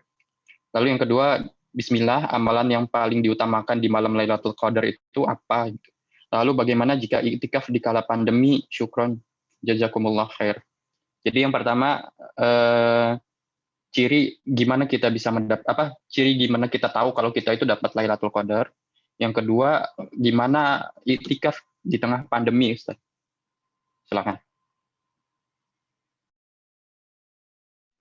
Bismillahirrahmanirrahim. Ciri seseorang mendapat kemuliaan Lailatul Qadar. Memang secara redaksi Rasulullah SAW tidak menyebutkan spesifik bahwasanya orang itu seperti apa. Beliau hanya memberikan tanda, ya, memberikan tanda bagaimana malam Lailatul Qadar itu terjadi. Dan ini semestinya kita juga perhatikan. Kenapa? Karena ini berita dari Rasulullah SAW. Makanya sejak 2 tahun yang lalu, saya mulai menerapkan hal ini, yaitu dengan cara setiap pagi kita melihat, memfoto bagaimana dari matahari terbit itu pada jam yang sama selama 10 hari. Sehingga nanti pasti ada perbedaan. Sangat jelas. Karena kami pernah dengan teman-teman di sini berlomba-lomba untuk mempotret atau mendokumentasikan bagaimana kabar dari Rasulullah SAW itu. Karena Rasulullah menggambarkan bahwa ciri-ciri Lailatul Qadar adalah yang mana pada pagi harinya matahari itu sangat sejuk. Enggak panas. Walaupun mataharinya jelas terlihat, tetapi cuacanya sangat sejuk. Ini ciri-ciri secara alamnya ya, yang Rasulullah kabarkan. Dan apa yang dikabarkan Rasulullah, ya udah, lakukan sekali-sekali gitu. Ya. Dicoba gitu. Karena para ilmuwan pun banyak yang mencoba kan. Tapi ciri-ciri seseorang yang mendapatkan kemuliaan Lailatul Qadar, ya, para ulama menyebutkan, kalau yang pernah saya dapatkan dari guru-guru kami itu, bahwasanya Ramadan itu kan sebagaimana ungkapan Ibnu Jauzi ya. Ibnu Jauzi. Yaitu bulan itu ada 12. Sebagaimana anak Nabi Yusuf, anak Nabi Yakub alaihissalam yang jumlahnya 12. Dari 12 itu, anak Nabi Yakub alaihissalam yang dicintai adalah Nabi Yusuf. Maka pun sama, dari 12 bulan di sisi Allah itu, Allah mencintai satu bulan, yaitu bulan suci Ramadan. Dan sebagaimana kisah Nabi Yusuf alaihissalam, bahwa ayahnya, yaitu Nabi Yakub alaihissalam yang mengalami kebutaan karena kesedihan, itu terhapus, bahkan dengan izin Allah bisa melihat lagi, karena aroma bajunya Nabi Yusuf alaihissalam. Maka semestinya seseorang yang mendapatkan kemuliaan Ramadan, atau khususnya adalah Lailatul Qadar, maka seharusnya dia bisa memandang dunia ini dengan ukuran akhirat. Jadi setelah Ramadan ini selesai, artinya di bulan Syawal dan seterusnya, maka pemandangannya itu sebagaimana pemandangan bulan suci Ramadan. Ketaatannya sebagaimana ketaatan di bulan Ramadan. Kesalihannya seperti bulan Ramadan. Infaknya sebagaimana infak ketika di bulan Ramadan. Tilawah Qur'annya sebagaimana tilawah ketika masa-masa di bulan Ramadan. Ini ciri yang dikatakan para ulama, bahwasanya perbedaannya adalah di bulan Syawal. Bahkan sahabat mulia Ali bin Abi Thalib dan juga siapa lagi, Abdullah bin Mas'ud juga, itu malam menjelang Syawal, artinya di hari terakhir Ramadan, itu mereka naik ke atas rumahnya, kemudian berteriak. Apa teriakannya? Barang siapa yang amalannya diterima oleh Allah Subhanahu wa taala di bulan Ramadan, maka kami akan memberikan ucapan selamat kepadanya. Barang siapa yang amalan Ramadannya ditolak, ya, maka kami akan ucapkan belasungkawa kepadanya. Artinya apa? Artinya kerinduan Ramadan itu masih terasa. Masih terasa, teman-teman. Beda dengan orang yang berpikiran ketika Ramadan selesai, aduh nyiapin baju, nyiapin kue, nyiapin ini. Nggak gitu. Itu cara melihatnya. Seseorang yang mendapatkan Lailatul Qadar. Ya. Wallahu a'lam bishawab. Ukurannya seperti itu para sahabat. Para ulama pun demikian. Mereka khawatir amalannya nggak diterima. Orang yang ikhlas beramal itu bukan berarti habis beramal itu selesai. Enggak. Tetapi justru mereka khawatir apakah amalannya diterima.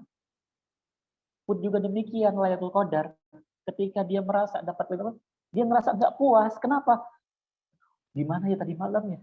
Aku ngerasa belum maksimal. Aku tilawahnya cuma sampai 1 juz. Aku qiyamul lailnya cuma sekian rakaat. Aku infak tadi subuhnya cuma hanya beberapa ribu. Itu ciri-cirinya. Di antara ciri-ciri ada kegelisahan dalam hatinya, bahwa merasa amalannya itu merasa belum diterima atau tidak puas dengan apa yang dia lakukan semalamnya. Berbeda dengan kalau orang ketika ngelihat bulan atau matahari, wah tadi malam berarti Lailatul Qadar ya. Alhamdulillah saya itikaf di masjid, ya kan? Alhamdulillah saya tadi malam menghabiskan 3 juz. Alhamdulillah ketika pada malam harinya saya sempat berinfak. Puas gitu? Enggak teman-teman, enggak. Ukurannya enggak gitu. Para sahabat enggak seperti itu. Ya. Para sahabat merasa khawatir. Wallahu a'lam bishawab. Itu teman-teman ya. Kalau yang kedua, bagaimana ketika pandemi. Oke, ya. Ketika pandemi. Di masa pandemi, ya. Alhamdulillah memang ya, kondisi ini memaksakan umat Islam untuk membatasi segala sesuatunya ya. Di antaranya amal-amalan di bulan Ramadan. Tapi tahun lalu memang full ya, tidak ada yang mengadakan itikaf. Tapi untuk tahun ini, alhamdulillah ada beberapa tempat yang masih mengadakan itikaf, walaupun memang terbatas sekali. Bagaimana dengan kalau tidak menemukan masjid di sekitar rumah, tidak ada itikaf, maka Bismillah, niatkan di rumah untuk beritikaf. Walaupun hakikatnya ini itikaf di masjid, tetapi pastikan, karena walaupun orang itikaf di masjid, tapi masih berhubungan dengan dunia, nah, ini juga masih PR, ya. Maka kalau memang kondisinya tidak memungkinkan kita di masjid, tetapi kita bisa memperlakukan itikaf kita di rumah sebagaimana yang dilakukan oleh para sahabat, yaitu menceraikan dunia, insya Allah masih terima itikaf kita. Niatkan karena Allah Subhanahu Wa Taala, Bismillah, saya mau itikaf di rumah, di kamar yang punya kamar. Ya. Tapi habiskan waktunya itu dengan amal-amalan saleh. Menghabiskan waktunya itu dengan amal-amalan saleh. Bukan berarti di rumah karena ketemu keluarga, terus duduk di depan TV atau ngobrol-ngobrol yang terlalu berlebihan, gitu. Enggak. Karena di masjid juga kadang masih bisa itu ngobrol-ngobrol, ya. Bahkan ya mohon maaf gitu ya, masih ada di antaranya. Kalau dulu saya pernah juga masih itu karena ada acara ngobrol, akhirnya itu selama seperti itu. Atau bahkan masih handphonenya masih aktif, ya. Kemudian ada keluarga atau pasangan kita yang menghubungi, yang udah pasangan gitu. Nah, bermesra-mesraan, ya sama aja gitu kan kalau kayak gitu mah. Makanya pastikan kalau memang saat ini pandemi tidak bisa itikaf di masjid, maka lakukanlah di rumah dengan tata cara adab-adab beritikaf, yaitu tadi tidak terlalu banyak berkomunikasi dengan orang lain. Kemudian ya kalau bisa tidak ada urusan-urusan dunia, perdagangan, perniagaan, kerjaan. Kalau bisa gitu ya. Dan terutama di malam harinya, hidupkan malamnya. Wallahu a'lam. Kalau misalkan masih ada yang nanya, emang ada masjid yang terbuka gitu kan? Nanti bisa hubungin saya, nanti saya kasih linknya. Di dekat sini ada itikaf yang masih buka dan masih ada kuota insya Allah. Wallahu a'lam.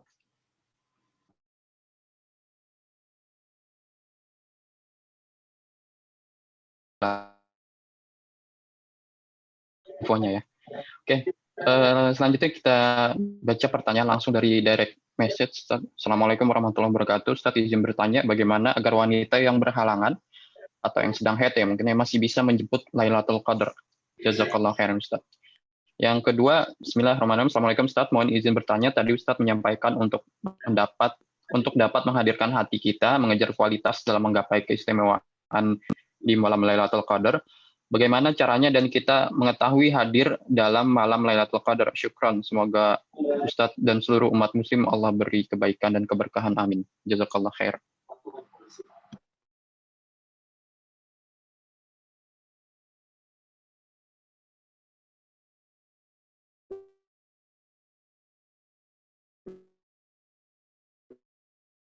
Walaupun haid ya, Kendati lagi haid. berarti akhwat ya. Baik teman-teman sekalian, ya Allah. Khususnya bagi para wanita atau akhwat, baik yang sudah berkeluarga ataupun yang sedang menempuh perjalanan menuju keluarga. Para ulama pernah menjelaskan bahwa di antara keutamaan-keutamaan Lailatul Qadar itu bisa, Lailatul Qadar itu hak setiap mukmin, orang-orang beriman. Siapapun dia berhak mendapatkan Lailatul Qadar. Tetapi ketika ada uzur-uzur yang syar'i seperti itu, maka ada beberapa pertimbangan-pertimbangan yang bisa dilakukan agar tetap meraih keutamaan Lailatul Qadar. Di antaranya adalah bagaimana dia, pertama kalau misalkan seorang istri ya, kan nggak mesti ya, kan bahkan seharusnya di rumah aja tetap di rumah. Tetapi istri, ini sebagai istri dulu ya, sebagai istri, dia mempersiapkan bekal sama untuk sang suami. Mempersiapkan kebutuhannya. Bahkan kalau ada beberapa teman saya itu, dia suka datang ke masjid tempat di mana suaminya itikaf untuk membawa pakaian-pakaian bersih dan mengambil pakaian-pakaian kotornya. Tapi nggak ketemu, cuman dititipkan di depan, gitu ya. Nggak ketemu di depan, nanti diambil bungkusannya ya, seperti itu. Dengan begitu, sang istri ridho ketika ditinggalkan suaminya selama 10 hari. Tetapi tetap sang suami meninggalkan bekal buat sang istri dan keluarganya. Maka hal ini kemudian dia lakukan amal-amal soleh di rumah, meskipun dia tidak itikaf di masjid, maka insya Allah pahalanya sama dengan suaminya yang melaksanakan itikaf. Satu. Kedua, seorang wanita yang haid, ini juga bisa melakukan amal-amalan soleh tanpa dia harus itikaf di masjid, atau misalkan belum memiliki pasangan, tetapi dia masih bisa mendapat keutamaan. Yaitu dengan pertama apa? Di antaranya rangkaian sore harinya dia mempersiapkan bekal makanan untuk orang-orang yang berbuka puasa. Kenapa? Karena jelas ayatnya di surah Al-Insan yang artinya manusia, wa yut'imuna at-ta'ama 'ala hubbihi miskina wa yatima wa asiro. Orang-orang yang memberikan makan kepada fakir miskin, 'ala hubbihi, makanan yang terbaik, bukan makanan yang ya di bawah standarnya dia makan, tetapi makanan yang dia sukai. Kemudian dia berikan kepada anak yatim dan seterusnya. Maka apa? Maka dia akan mendapatkan keutamaan-keutamaan setelahnya. Makanya kalau misalnya nanti baca surah Al-Insan ya, di ayat itu, kemudian baca ayat setelah-setelahnya, itu keutamaan-keutamaan atau balasan-balasan yang Allah janjikan kepada orang yang memberikan makan orang miskin tadi. Dengan syarat, innama nut'imukum liwajhillah. Sesungguhnya kami memberikan makan itu, melakukan amal-amal soleh itu, ya, liwajhillah, untuk mengharapkan ridho Allah saja. La nuridu minkum jaza ala syukur. Jadi dia nggak mengharapkan balasan terima kasih kepada orang lain. Nah, ketika ini dilakukan, maka insya Allah rentetan nikmat yang Allah berikan, dijanjikan di surah Al-Insan itu akan didapatkan. Pun sama, ketika malam harinya, ya, meskipun dia sedang berhalangan, sedang haid, dia juga mempersiapkan atau menginfakkan hartanya untuk orang-orang yang berbuka, orang yang sahur, ya, ketika orang-orang itikaf itu. Maka itu juga sama pahalanya. Kenapa? Karena dia sudah berkontribusi untuk memberikan kemudahan kepada orang-orang yang beritikaf. Tapi Ustaz, saya nggak bisa sholat, saya nggak bisa baca Quran. Ya, betul. Tetapi dia masih bisa mendengarkan. Dia masih bisa mendengarkan bacaan Quran. Artinya apa? Kalau mau nanti bisa tuh amalan-amalan wanita yang haid gitu, itu nggak akan terputus, masih bisa melakukan amal-amal soleh. Di antaranya tadi, ketika malam-malam Lailatul Qadar itu dipersiapkan, maka dia bisa rutinkan itu. Bahkan kalau di tempat kami itu, ada yang mereka berwakaf setiap harinya selama 10 hari terakhir. Dan itu ia lakukan transfernya pada malam hari untuk wakaf. Nah, teman-teman juga bisa melakukan itu. Wakaf apa? Wakaf pesantren kah? Wakaf rumah tahfiz kah? Ya. Kalau teman-teman punya anggaran untuk itu, misalkan nih, punya anggaran untuk berinfak selama Ramadan ini 1 juta. Tapi bisa dicicil. Malam ini 100, malam besok 100, malam besok 100, terus rutin selama 10 hari. Ya kan? Walaupun nilainya 100.000, ya, tetapi rutin, maka itulah yang Allah cintai. Dan dengan cintanya Allah itulah mudah-mudahan mendapatkan keutamaan Lailatul Qadar. Ya. Dan itu di komunitas kami di sini, alhamdulillah kita lakukan rutin seperti itu. Berlomba-lomba. Makanya kalau panitianya itu, adminnya ngeceknya itu pada subuh. Ada lonjakan yang signifikan ketika malam hari itu selama 10 hari terakhir. Dan itu dilaporkan ternyata bayangnya transfernya sekitar jam 11, jam 12, jam 1. Ya. Seperti itu teman-teman. Amalan-amalan seperti itu bisa dilakukan bagi para wanita yang sedang haid, ya, tapi masih berharap mendapatkan keutamaan Lailatul Qadar. Oke, mungkin pertanyaan yang berikutnya juga sudah cukup mewakili ya Ustadz yang tadi Ustadz sampaikan. Jadi kita bisa lanjut ke pertanyaan berikutnya dan sekaligus ini menjadi pertanyaan terakhir kita.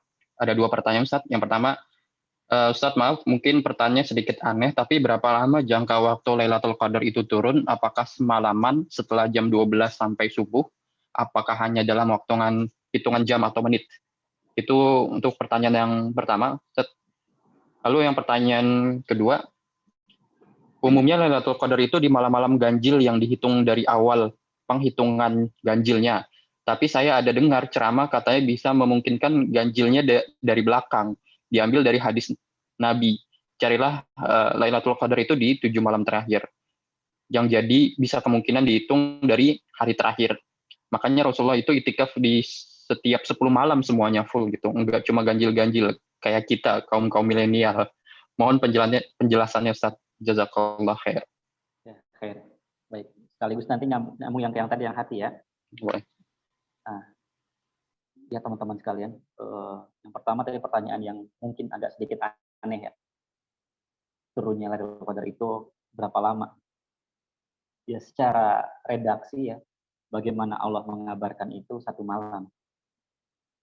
1 malam yang kita ketahui itu malam itu terdapat banyak malam. Jadi malam itu bukan 1 ya, bukan malam jam 9 ya. Tetapi malam itu ada bagian-bagiannya. Makanya dikatakan di Muzammil, qumil laila illa qalila nisfahu aw inqus minhu qalila. Ya. Jadi malam itu ada malam yang di surat Al-Lail, wal laili idza yaghsha. Kemudian ada di surat Wadduha, wal laili idza saja. Kemudian ada di surat Asy-Syams, ya kan? Ada kalimat wasyamsi wa duhaha wal qamari idza talaha wan nahari idza talaha wal laili idza yaghsha, ya. Kemudian ada di surat An-Nazi'at, ya. Kemudian ada di surat ini. Jadi bagaimana malam-malam itu Allah potret, ya. Itu bukan 1 gitu. Tetapi ada malam yang ketika gelap gulita, malam ketika tersingsing, ya, malam ketika semuanya sudah tertidur artinya full gelap gitu. Kemudian malam sebagian ininya. Jadi malam itu ada rangkaiannya gitu. Makanya di Quran itu detail sekali, Masya Allah ya. Allah mengabarkan malam itu luar biasa. Sampai mulai dari syafaq kan, ya. Fala uqsimu bisyafaq, ya. Wal laili wa ma wasaq. Jadi Allah potret tiap malam itu ada beberapa bagian. Yang artinya ketika ayat Lailatul Qadar itu, wa ma adral Lailatul Qadar, Lailatul Qadri khairum min alfi syahr. Nah, tanazzalul malaikatu wa ruh fiha bi'izni rabbihim min kulli amr. Dan itu sampai apa? Hatta salamun ya hatta matla'il fajr. Jadi mulai dari malam menyingsing, ya, artinya syafaq, senja, ya, di mana langit mulai kemerah-merahan, itu sudah memasuki tahap awal malam. Ya. Kemudian sampai tadi, ya, namun dia hatta matla'il fajr, sampai terbit matahari, maka itu adalah malam. Gitu.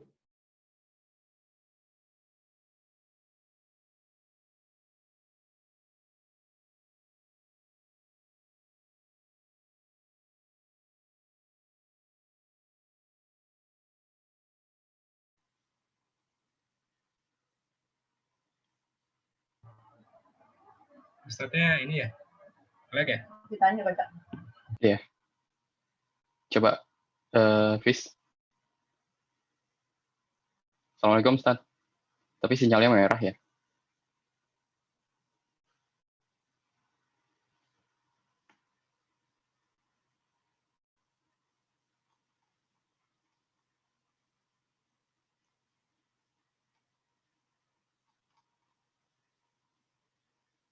Ya, sayang sekali kita terputus. Atau masih bisa lagi? Hafiz, mungkin bisa tolong dikomunikasikan? Oke, sebentar. Coba Tunggu. Sebentar, kita tunggu sebentar lagi ya, teman-teman. Nanggung banget ya.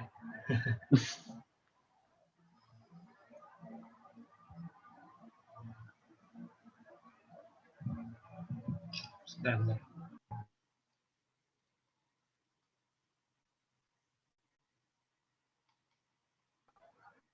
Ini mungkin Ustadznya sedang Ada yang nelpon biasanya dia. bisa. Atau mungkin Biasanya kayak gitu. coba untuk login kembali.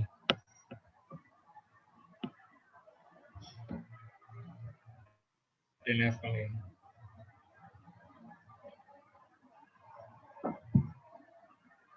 Mungkin Bang Dikur bisa lanjut. Oh gitu, oke. Oke, baik teman-teman semua, karena satu dan lain hal yang belum kita ketahui kenapa Ustadz terkendala sinyal, mungkin sedikit banyak kita bisa menarik kesimpulan ya dari apa yang beliau paparkan, dan mudah-mudahan, oh ini Masya Allah udah join.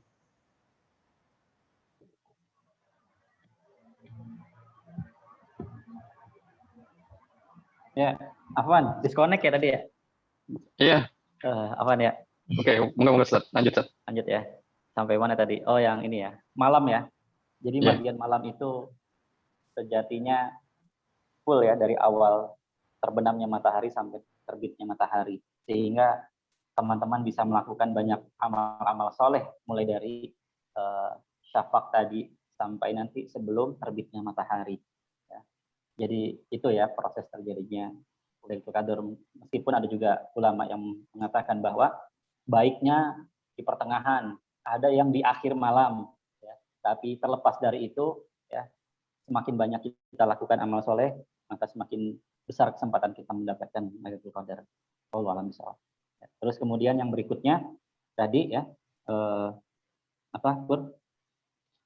Sebentar, Bang. Mana ini? Umumnya Lailatul Qadar itu di malam-malam ganjil yang dihitung dari awal penghitungan.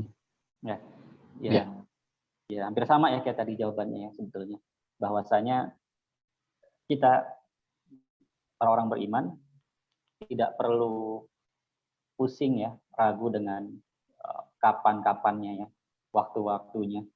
Yang pasti tadi kita siapkan ruh kita, ya. Bahkan sebelum memasuki 10 hari terakhir ini kita udah bekali nih. Ya.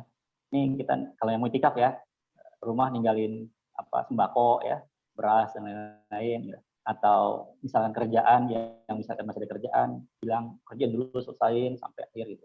Sehingga baik itu malam ganjil dari depan atau malam ganjilnya dari belakang, artinya malam genap ya jatuhnya, maka kita nggak sibuk lagi ya.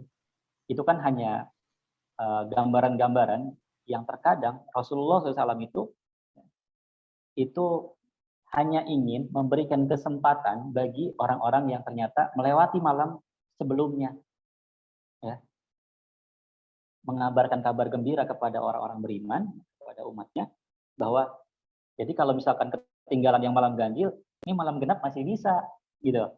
Ya, karena kan ada yang seperti itu. Aduh, saya lupa nih malam ini masih di perjalanan pulang kampung, gitu kan. Atau masih ada kerjaan, ternyata diusahakan, jadi saya nggak bisa nih kita atau nggak bisa nih menghidupkan malam, ya, karena lelah. Makanya dikasih gambaran seperti itu Rasulullah. Nggak kontradiksi ya, nggak kontradiksi. Jadi apa yang dikatakan Rasulullah itu tidak bertentangan gitu. Maka ambillah semuanya kalau memang bisa ambil semuanya. Ya, kalau misalkan memang tadi, kelewatan yang ini, masih ada pendapat yang ini, yang B, maka ambillah pendapat yang B. Gitu. Karena keduanya adalah dari lisan Rasulullah dan Rasulullah tidak berdusta karena apa yang diucapkan oleh lisannya adalah wahyu dari Allah Subhanahu wa Ta'ala. Dan terakhir sebagai penutup ya, tadi yang masalah hati sedikit saya gambarkan bagaimana kita mempersiapkan hati teman-teman, bahwasanya tidak ada cara lain ketika kita mau menghidupkan hati kita kepada Allah Subhanahu wa Ta'ala. Yang pertama kita akui kesalahan-kesalahan kita. Kita akui kezaliman-kezaliman kita. Ya ayyuhalladzina amanu tubu ilallahi taubatan nasuha. Kita akui dulu bahwa kita ini zalim. Nabi Adam alaihissalam, meskipun dia digoda oleh iblis ya, ketika di surga itu, tetapi doanya Rabbana zalamna anfusana. Bukan nyalain, ya Allah, bunuhlah iblis. Enggak gitu. Tetapi akuin dulu diri kita zalim. Nah, ini dalam bentuk tazkiyatun nafs, ya, mensucikan diri kita, mengakui kelemahan kita, mengakui kelalaian kita akuin dulu. Pun juga Nabi Yunus alaihissalam ketika di perut ikan paus yang besar, ya, maka dia ucapkan apa? La ilaha illa anta subhanaka in kuntu minadh dhalimin. Subhanaka, sucikan Allah dulu ya. Bertasbih kepada Allah Subhanahu wa Ta'ala, mensucikan Allah. Kemudian dengan tauhid la ilaha illa anta. Ya. Subhanaka ini kuntu minadh dhalimin. Saya ini orang zalim ya Allah. Baru setelah itu Allah selamatkan. Maka ketika kita ingin mensucikan hati-hati kita ya, untuk mempersiapkan roh kita menyambut Lailatul Qadar, dan mudah-mudahan Allah berikan kesempatan kita, Allah izinkan, maka tidak ada kata lain ketika kita akui kesalahan-kesalahan kita akui dosa-dosa kita akui kemaksiatan kita, ya, kemaksiatan kita, karena tidak ada kita selalu bermaksiat, teman-teman, kita selalu bermaksiat. Keluar pintu udah ngeliat maksiat, ya kan? Gimana enggak keluar pintu banyak orang yang tidak menutup aurat. Keluar pintu, dengerin ucapan-ucapan yang nggak enak, gosip, gibah. Walaupun mendengarkan. Belum lagi kita yang melakukan. Baik itu dalam keadaan ramai ataupun dalam kesendirian. Kadang-kadang kita menghayalnya terlalu jauh. Terlalu tinggi. Bukan terlalu tinggi sih. Menghayalnya tuh aneh-aneh. Maka tobatlah kepada Allah Subhanahu wa Ta'ala. Akui kita lemah, akui kita zalim. Ya, maka dengan begitu Allah akan angkat derajat kita. Allah akan melihatkan kita. Mudah-mudahan Allah senantiasa mengampuni segala kesalahan kita, dan sebaik-baik manusia yang ketika berbuat kesalahan maka dia adalah sebaik orang yang bertobat kepada Allah Subhanahu wa Ta'ala. Wallahu a'lam bishawab. Ada lagi ya? Oke, jazakallah khair Ustaz. Afwan buat penanya karena keterbatasan waktu dan kita sebentar lagi menjelang azan zuhur. Mungkin ini ditampung dulu, mudah-mudahan bisa kita bahas di kajian-kajian kita berikutnya ya, insya Allah. Mudah-mudahan kita tetap bekerja sama nanti di dalam kebaikan di event-event berikutnya. Oke, mungkin Ustadz untuk pertemuan kita pada siang hari ini mohon rangkumannya Ustadz. Ya, baik. Bismillah, teman-teman yang dirahmati Allah Subhanahu wa Ta'ala. Semoga Allah senantiasa membimbing kita dan menerima amal-amal soleh kita, dan Allah tempatkan kita mendapatkan keridhaan Allah Subhanahu wa Ta'ala. Sebagai penutup, mungkin saya ingin berpesan, yang pesan ini juga berlaku kepada sang pemberi pesan. Usikum wa nafsi bi taqwallah. Takwalah kepada Allah dimanapun kita berada, karena sesungguhnya takwa itu, ya, kalau menurut beberapa sahabat adalah takwa itu adalah kita berhati-hati, warok, ketika kita melangkahkan langkah kaki kita di jalan yang penuh dengan duri, maka kita akan berhati-hati melangkahkannya. Maka dalam hal ini, di Ramadan kali ini, kita juga harus berhati-hati dalam mengamalkan amal-amalan.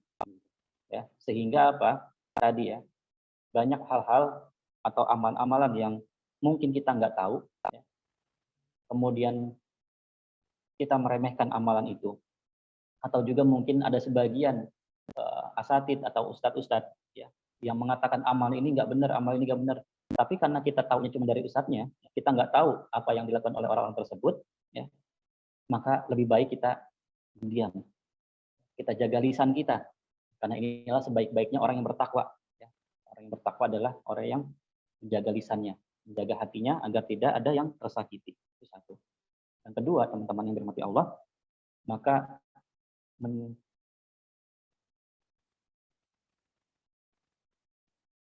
untuk meraih kesempatan kita di hari-hari terakhir Ramadan ini, maka mulailah dari hal-hal yang terkecil, terutama orang-orang terdekat kita, keluarga kita, ayah ibu kita, jika masih hidup, maka sampaikanlah permohonan maaf kita kepada mereka jauh sebelum Ramadan ini berakhir. Sehingga amal-amalan kita itu direstui oleh mereka, dan keridhaan mereka pun senantiasa menyelimuti kita, sehingga kemudahan-kemudahan yang kita harapkan, maka akan Allah mudahkan juga bagi kita. Karena orang tua, kita harus merendahkan serendah-rendahnya kepada mereka. Ya.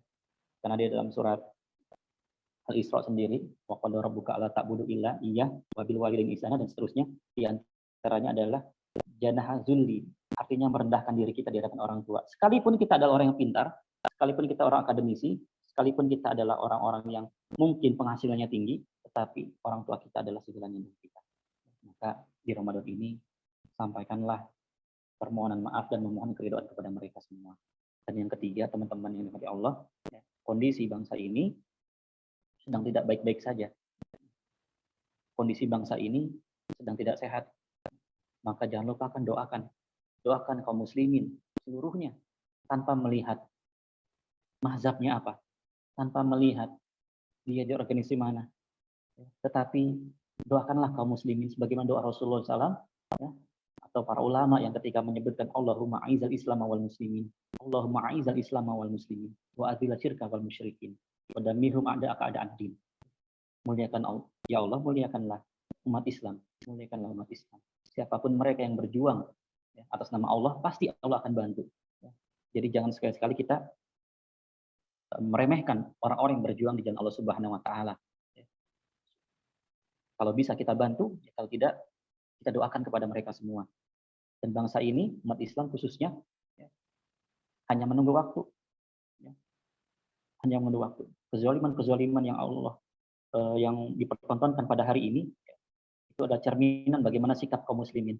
Dan jika kita ingin umat Islam ini mendapatkan kemuliaannya sebagaimana para sahabat radhiyallahu anhum ajmain, maka hendaklah kita belajar sebagaimana perkataan Imam Malik rahimahullah taala, la yasluhu akhiru hadzal ummati illa bima salaha bihi awwaluha. Tidak akan baik kesudahan umat ini kecuali dengan memperbaikinya sebagaimana generasi awal diperbaiki oleh Rasulullah SAW. Mudah-mudahan pertemuan kita ini ya, mendapatkan keberkahan dari Allah Subhanahu wa taala, dan pertemuan ini hanya sebagai pemicu pemantik bagaimana untuk menghadapi atau mendapatkan pertemuan-pertemuan berikutnya. Amin ya rabbal alamin. Itu saja mungkin. Allahul musta'an. Terima kasih Ustadz Mukhlis yang telah memberikan atau memaparkan materi tentang Lailatul Qadar pada hari ini. Mudah-mudahan kita semua bisa benar-benar menyimak dengan baik dan benar-benar bisa mengikhtiarkan semaksimal mungkin. Dan mudah-mudahan kita juga menjadi golongan orang-orang yang mendapatkan keutamaan dan kemuliaan malam Lailatul Qadar. Ya, untuk teman-teman sekalian, nanti jangan live dulu karena kita akan ada sesi foto-foto lagi untuk yang terakhir gitu, untuk yang terakhir di sesi ini maksudnya. Tapi sebelumnya kita dengarkan dulu doa yang insya Allah akan dipimpin oleh Ustadz Mukhlis. Silakan Ustadz. Terima Allah, mari kita tundukkan hati kita hadirkan wajah-wajah orang tersayang kita ikhlaskan niat kita dalam rangka mohon kepada Allah Subhanahu wa taala. A'udzubillahi minasyaitonirrajim. Bismillahirrahmanirrahim. Alhamdulillahirabbil alamin, hamdan syakirin, hamdan na'imin, hamdan yu'afi ni'amahu wa yukafi'u mazidah. Ya Rabbana lakal hamdu wa lakal syukru kama yanbaghi li jalali wajhikal karim wa 'azimi sultanik. Allahumma shalli ala sayyidina Muhammad wa ala ali sayyidina Muhammad. Allahumma Rabbana faghfir lana dhunubana wa liwalidina warhamna warhamhum kama rabbawna shaghara wa li jami'il muslimina wal muslimat wal mu'minina wal mu'minat al ahya'i minhum wal amwat innaka sami'un qaribun mujibud da'wat wa ya qadiyal hajat rabbana zalamna anfusana wa illam taghfir lana wa tarhamna lanakunanna minal khasirin rabbana hab lana min azwajina wa dhurriyyatina qurrata a'yun waj'alna lil muttaqina imama rabbana ighfir lana wa li ikhwanina alladziina sabaquna bil iman wa la taj'al fi qulubina ghillan lil ladzina amanu rabbana innaka ra'ufur rahim Allahumma inna nas'aluka ilman nafi'an wa rizqan thayyiban wa amalan mutaqabbalan Allahumma inna na'udzubika min qalbin la yakhsha wa min du'ain la yusma wa min nafsin la tashba wa min ilmin la yanfa a'udzubika min haula'i arba Rabbana ighfir lana wa li ikhwanina alladziina sabaquna bil iman wa la taj'al fi qulubina ghillan lil ladzina amanu rabbana innaka ra'ufur rahim Allahumma arinal haqqo haqqo warzuqna tiba'ah wa arinal batila batila warzuqna ijtinabah Allahumma innaka ta'lamu anna hadhil qulub qad ijtama'at ala mahabbatik wal taqat ala ta'atik wa tawahadat ala da'watik wa ta'ahadat ala nusrati syari'atik fawathiqillahumma rabitataha wa addim muddaha wahdiha subulaha wa mla'ha binurika alladzi la yakhlu wasra suduraha bi faidil imani bik wa jamili tawakkulli alaik wa ahyiha bi ma'rifatik wa amitha ala syahadati fi sabilik innaka ni'mal maula wa ni'man nasir Allahumma a'izzal islam wal muslimin Allahumma a'izzal islam wal muslimin Allahumma a'izzal islam wal muslimin wa adhil syirka wal musyrikin wa damirhum a'da'aka a'da'ad-din Rabbana taqabbal minna innaka antas samiul alim wa tub 'alaina innaka antat tawwabur rahim Rabbana taqabbal minna salatana wa siyamana wa qiyamana wa ruku'ana wa sujudana wa takhasu'ana wa tadarru'ana wa ta'abbudana wa tammim taqsirana ya Allah ya arhamar rahimin Allahumma innaka afuwun tuhibbul afwa fa'fu anna Allahumma innaka afuwun tuhibbul afwa fa'fu anna Allahumma innaka afuwun karim tuhibbul afwa fa'fu anna ya karim Rabbana atina fid dunya hasanah wa fil akhirati hasanah wa qina adzabannar sallallahu ala sayyidina Muhammadin wa ala alihi wasallam subhana rabbika rabbil izzati amma yasifun salamun alal mursalin walhamdulillahi rabbil alamin. Amin amin ya rabbal alamin. Jazakallahu khairan Ustaz yang telah membacakan doa pada siang hari ini dan sekaligus menjadi penanda di akhir acara kita pada siang hari ini. Kami ingatkan kembali kepada teman-teman sekalian yang ingin berinfak mumpung di bulan Ramadan nih. Silakan sisihkan dari sebagian harta teman-teman kalau ingin berinfak ke nomor rekening yang sudah tertera ya. Jangan lupa untuk konfirmasi transfer ke nomor yang ada di chat. Oke, berikutnya. Ane izin live duluan ya. Ya, oke, Ustaz. Terima kasih, Ustaz. Jazakallahu khairan. Assalamualaikum warahmatullahi wabarakatuh. Waalaikumsalam warahmatullahi wabarakatuh. Oke, berikutnya Kak Tiara, apakah kita tag foto lagi atau sudah cukup? Cukup ya. Oke, karena sudah azan zuhur juga buat teman-teman sekalian, kami selaku panitia mengucapkan banyak terima kasih untuk partisipasinya pada pagi hari ini, siang hari ini. Mudah-mudahan kita semua diberikan kelancaran oleh Allah Subhanahu wa taala. Oke, akhirul kalam wa'alafa minkum. Kita tutup majelis kita pada siang hari ini dengan melafazkan hamdalah. Alhamdulillah rabbil alamin. Istighfar 3 kali ya. Astagfirullahaladzim. Dan doa kafaratul majelis. Subhanakallahumma wa bihamdika asyhadu an la ilaha illa anta astaghfiruka wa atubu ilaik. Kurang lebihnya mohon maaf dari saya mewakili teman-teman yang bertugas pada siang hari ini. Assalamualaikum warahmatullahi wabarakatuh.